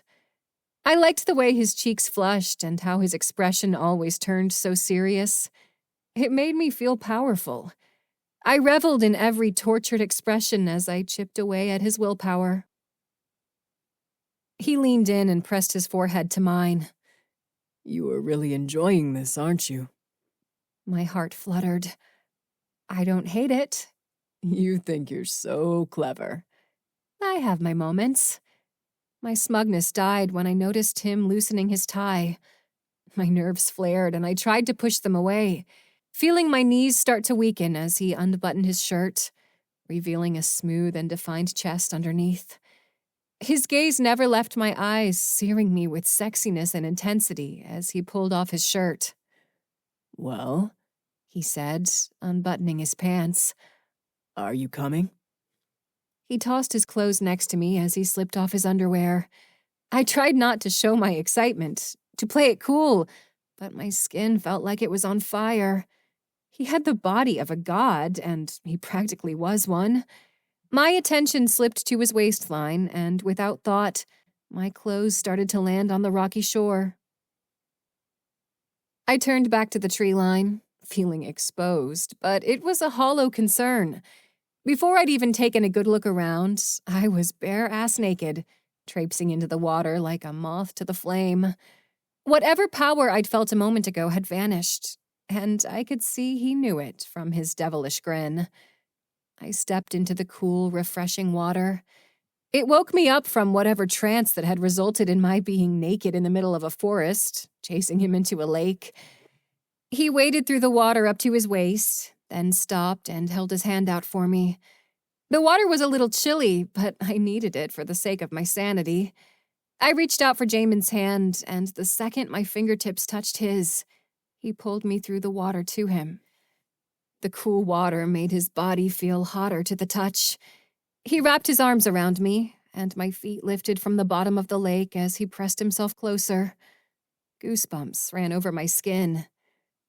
We've done this before, haven't we? He smiled. You think I'd take a chance on something new when I have a lock on all your favorites? Smart man. I wrapped my arms around him and pulled myself higher, like I was climbing a tree. I wrapped my legs around him, locking my ankles.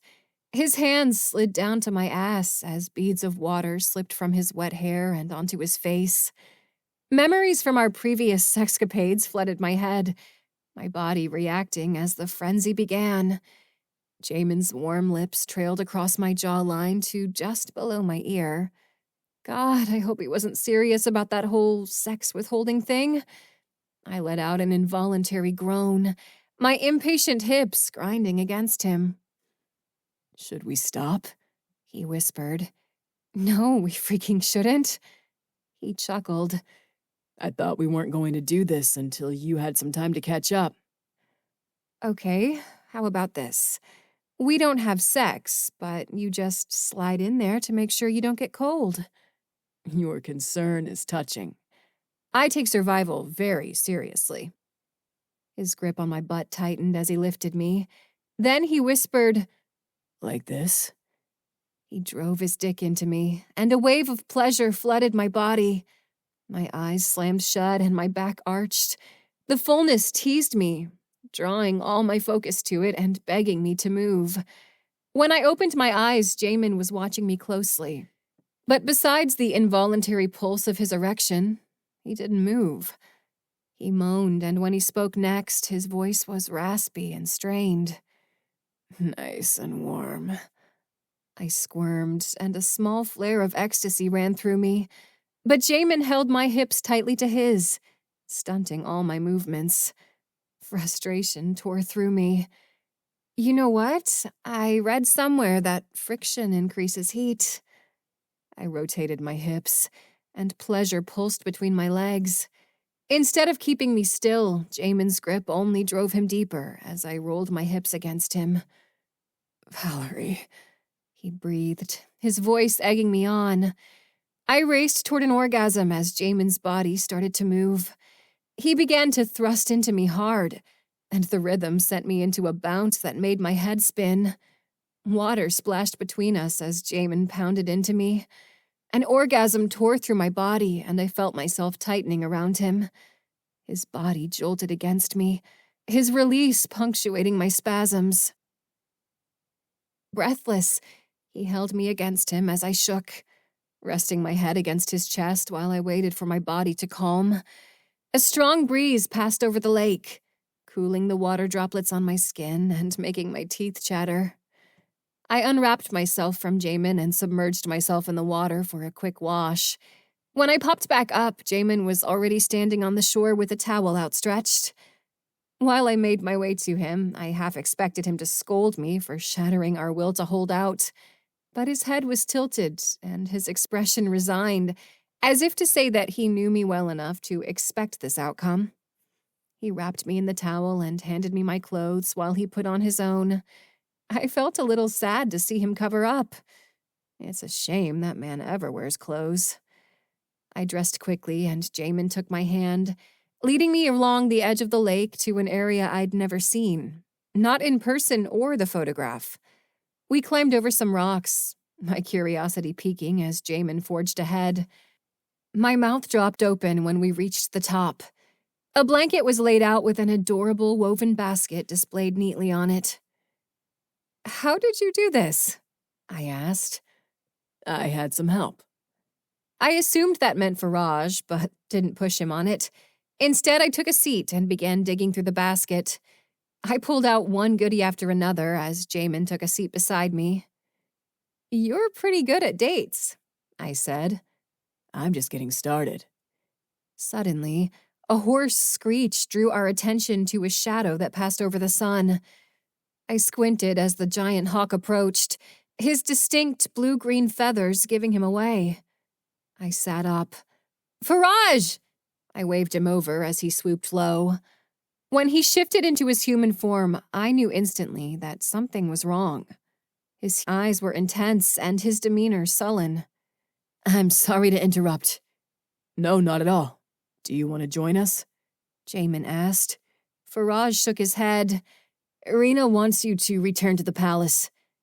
Did something happen? I asked, getting to my feet. It's better if you hear it from her. Jamin picked me up and we took off back toward the palace. I watched the picnic basket of goodies shrink in the distance. I'd allowed myself a day to forget I was a Valkyrie. But with the promise of ominous news hanging over our head, one thing was certain. Our time was up. Chapter 15. Irina. I bit my nails as I waited for Jamin and Valerie to arrive. I'd sent a note to Jamin's house, but they weren't around, so I'd had Faraj try to track them down.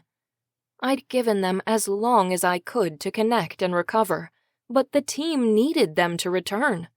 CL had been defending the rupture alone for days. Faraj always seemed to be missing, and since Thorn was still down for the count, Lily's sole concern had been putting pressure on me to heal him. A shadow passed over the window, making the light flicker. Jamin dropped through the skylight of the palace, putting Valerie down. They were both dressed formally, but had wet hair. Jamin said, "We assumed that since we hadn't heard any news, all was well. What happened?" "It's Thorn," I said. "He's not improving." "Can we see him?" Valerie asked. I led them to the infirmary, and the moment we walked in, I knew it had been a mistake. Lily glared at Jamin and Valerie, as if they'd been the ones who injured Thorn. "Where have you two been?" Her voice was sharp and accusatory. Valerie answered, "It's my fault. Lily stood. "You just disappear for days and leave the rest of the team to protect from Nether?"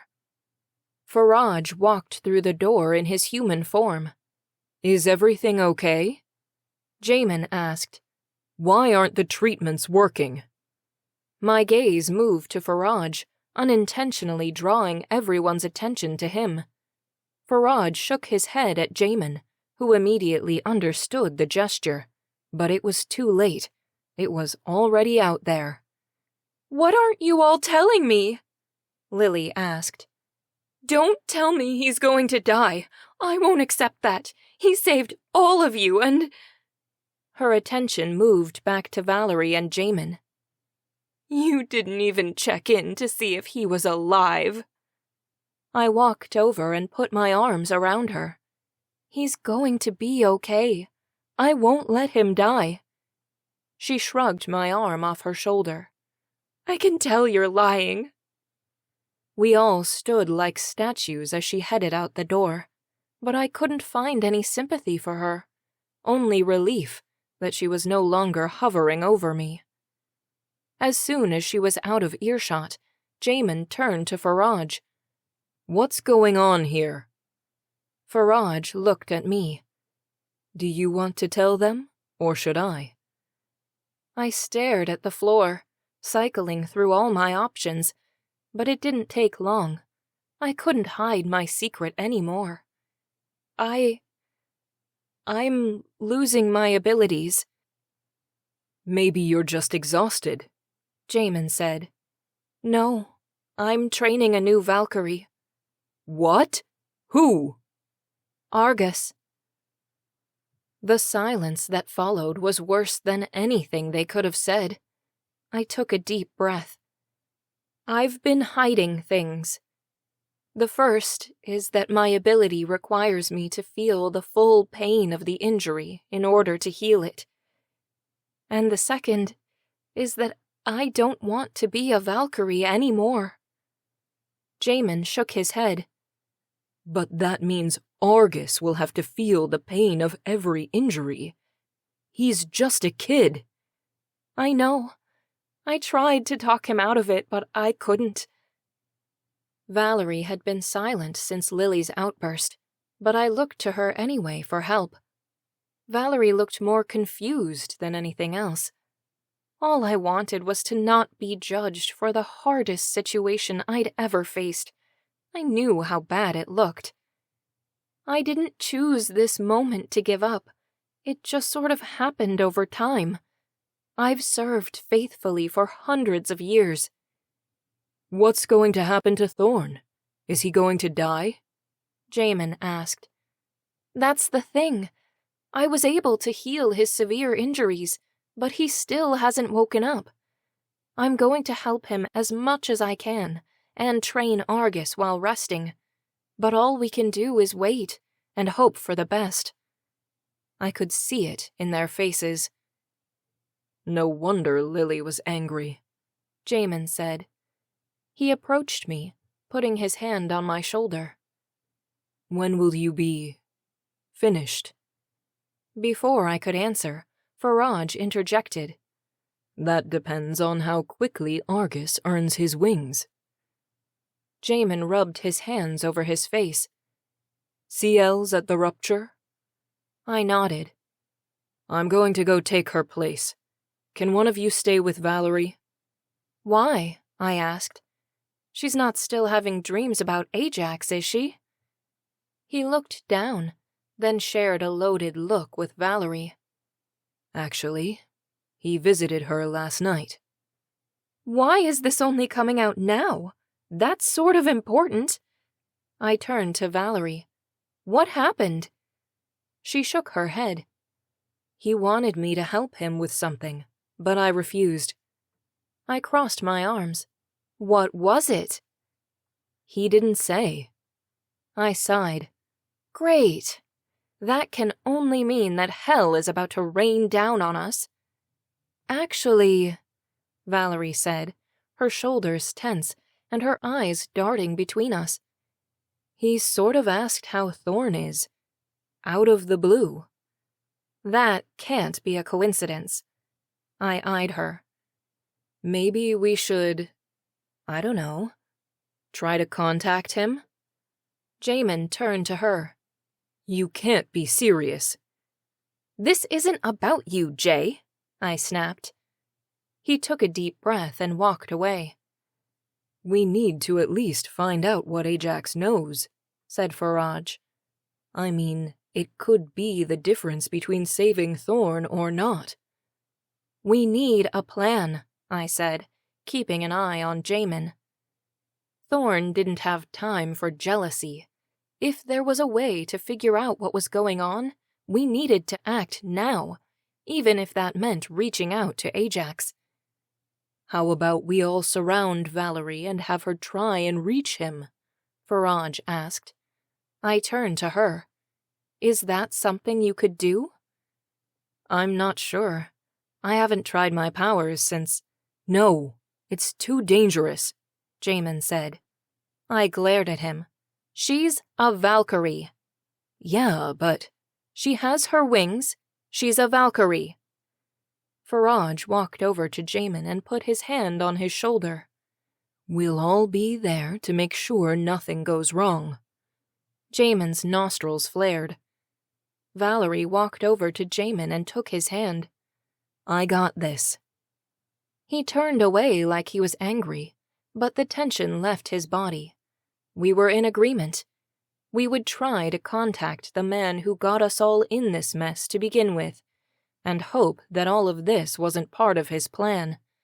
It was a long shot, but the Valkyries were going to need to say goodbye to one of us soon, and since Thorn still had a chance, I felt personally responsible for saving him. Chapter 16. Valerie. I walked toward the palace balcony. The midday sun was stale and hot as the birds chirped brightly outside. The Valkyries were at my sides, but I felt like they were marching me to my death more than they were backing me up. Even with Jamin's hand clasped around mine, the last thing I wanted was for this to go south, and calling Ajax had always been a risk. What was I going to do if he told them how and why I betrayed them the night of the eclipse? How quick would they be to toss me back into a dungeon? I knew I could count on Jamin, and since I'd helped rescue Lily, Thorn would back me up. But Thorn wasn't here. We'd all dealt with Ajax at one point or another. How did we think this was going to go? Was he just going to tell us what was wrong with Thorn and how to help him? Unlikely. Jamin seemed like the only one wary of this plan, which I considered wise. But his tight grip on my hand was making me more nervous. A strong breeze pushed across the surface of the balcony, and I took a seat on the floor at the center. CL, Faraj, and Jamin spread out around me, their weapons at the ready. Irina walked out after us with Argus trailing closely behind her. "Ready?" Irina asked, her hand sparking with electricity. "Ready? Hell no. If you will all excuse me, I think I'd prefer to go back to my lovely date." I took a deep breath, then raised my hands to open a portal to Nether. I focused my energy and listened for the hum of the darkness. Purple dust swirled in front of me. My portal opened, and the daylight sucked into it like a vacuum. "Ajax!" I called. The other Valkyries and I held our breath in anticipation, but several seconds passed with no response. "Ajax!" I called again, prompting Faraj to shift quickly into hawk form. "I see something," Argus said from over my shoulder. We all squinted into the darkness, the portal humming as it expanded and contracted like lungs filling with breath. A small light moved toward the portal from the inside, growing as it neared us. Tension flooded my body as the light moved straight for us. I leaned forward, trying to make sense of it. The edges were blurred, but as it drew closer, became more defined. It was a figure running toward the portal. My knee-jerk reaction was to slam the portal shut, but it wasn't my call. Anything coming through from there had to be bad. I readied myself to close it, waiting for one of the more experienced Valkyries to make the call. It's Ajax, Jamin said. Sure enough, Ajax sprinted toward the portal. Hold it, Valerie! He screamed. The desperation in his voice chilled my bones. I made quick eye contact with each of the Valkyries. They were all on edge, agitated, ready for battle, but none of them told me to close the portal. Guys! I was frantic. What do I do? I was met with no response. The Valkyries were looking at each other, waiting for someone, anyone, to make a decision. That's it. I'm closing it. Please, Valerie! Ajax screamed. Argus hid behind Irina. Ajax was closing in on the portal, close enough for me to see the terror in his eyes.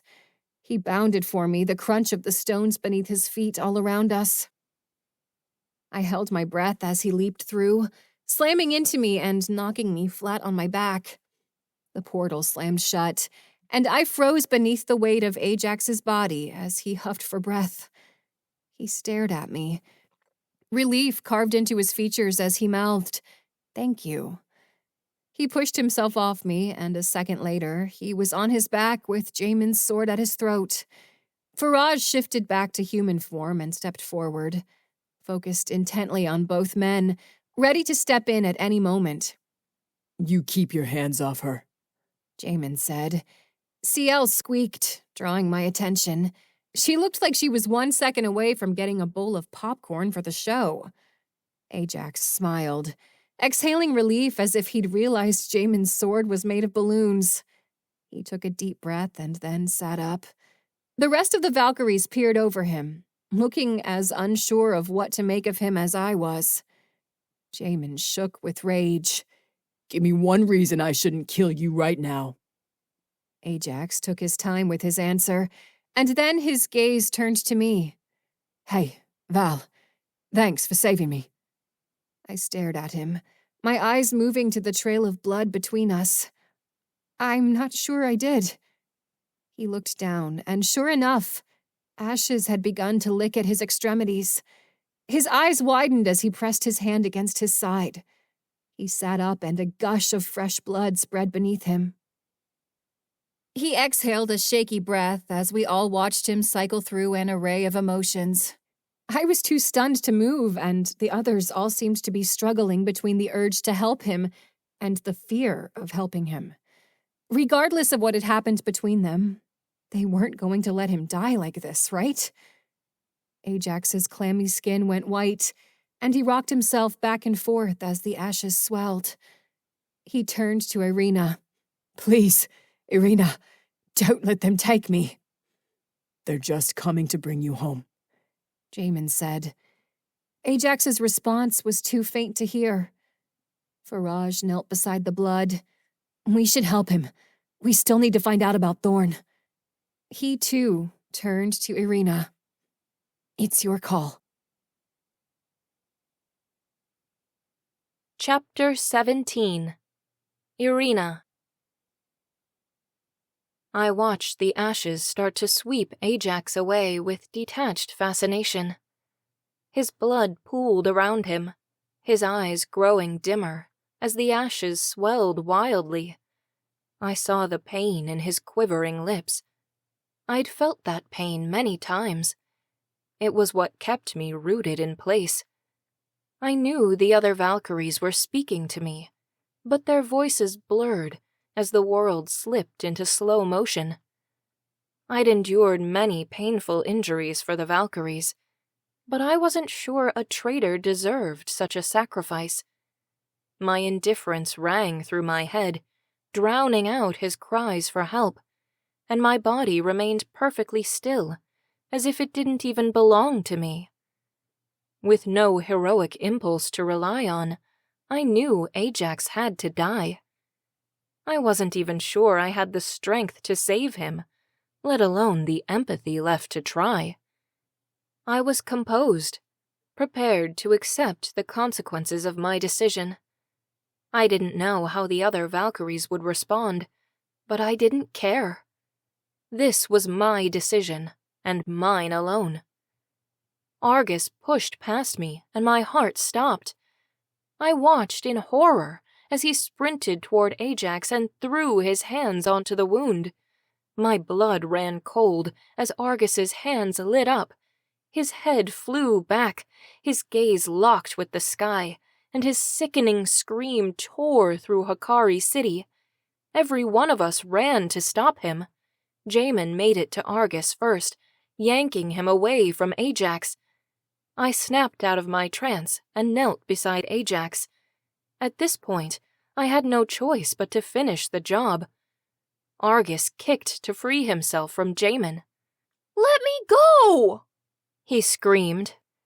Blocking them out, I channeled my power to my hands, willing Ajax's pain to be mine. But I felt none. I focused harder, locking my senses on the desire to heal. I stared down at my shaking hands, now coated in hot, sticky blood. My breath hitched as panic stole my senses. "I'm trying to help you," Jamin yelled. "Stop it, Argus!" I turned back to the commotion. A blinding white light burst in front of us, and we all turned away. I held a blood-covered hand in front of my eyes and squinted, trying to get a glimpse of the haloed figure at its center. My eyes were slow to adjust, but when they did, I saw Argus hovering several feet off the ground. His mouth was agape, his eyes wide. A wreath of leaves wrapped around his head, and 2 huge green wings jutted out from his back.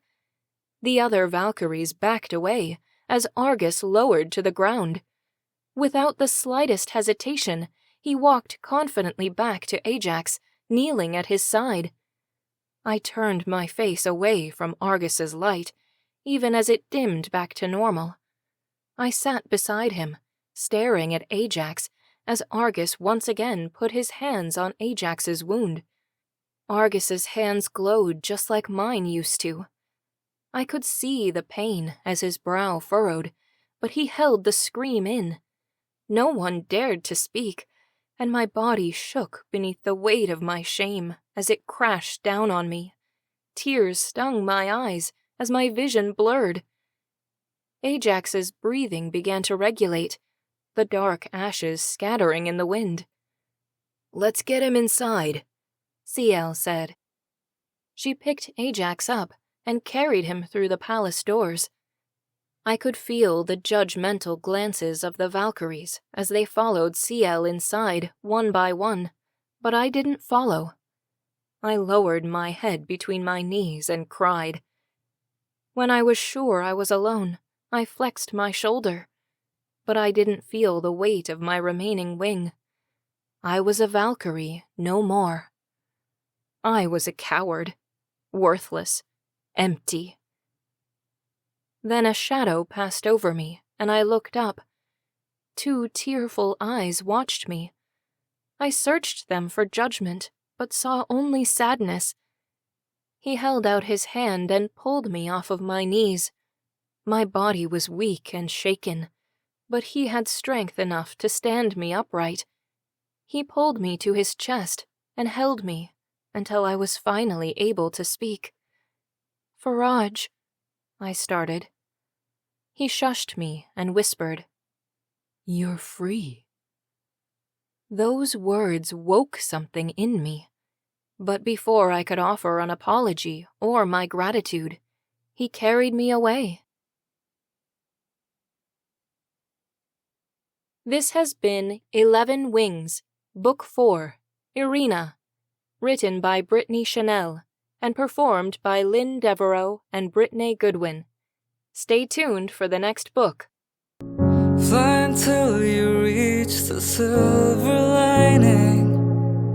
Keep your gaze on the sky. Reach out a hand to the silver lining. And remember the reason we fly. Fly until you reach the silver lining.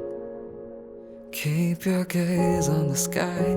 Reach out a hand to the silver lining. Remember the reason we fly.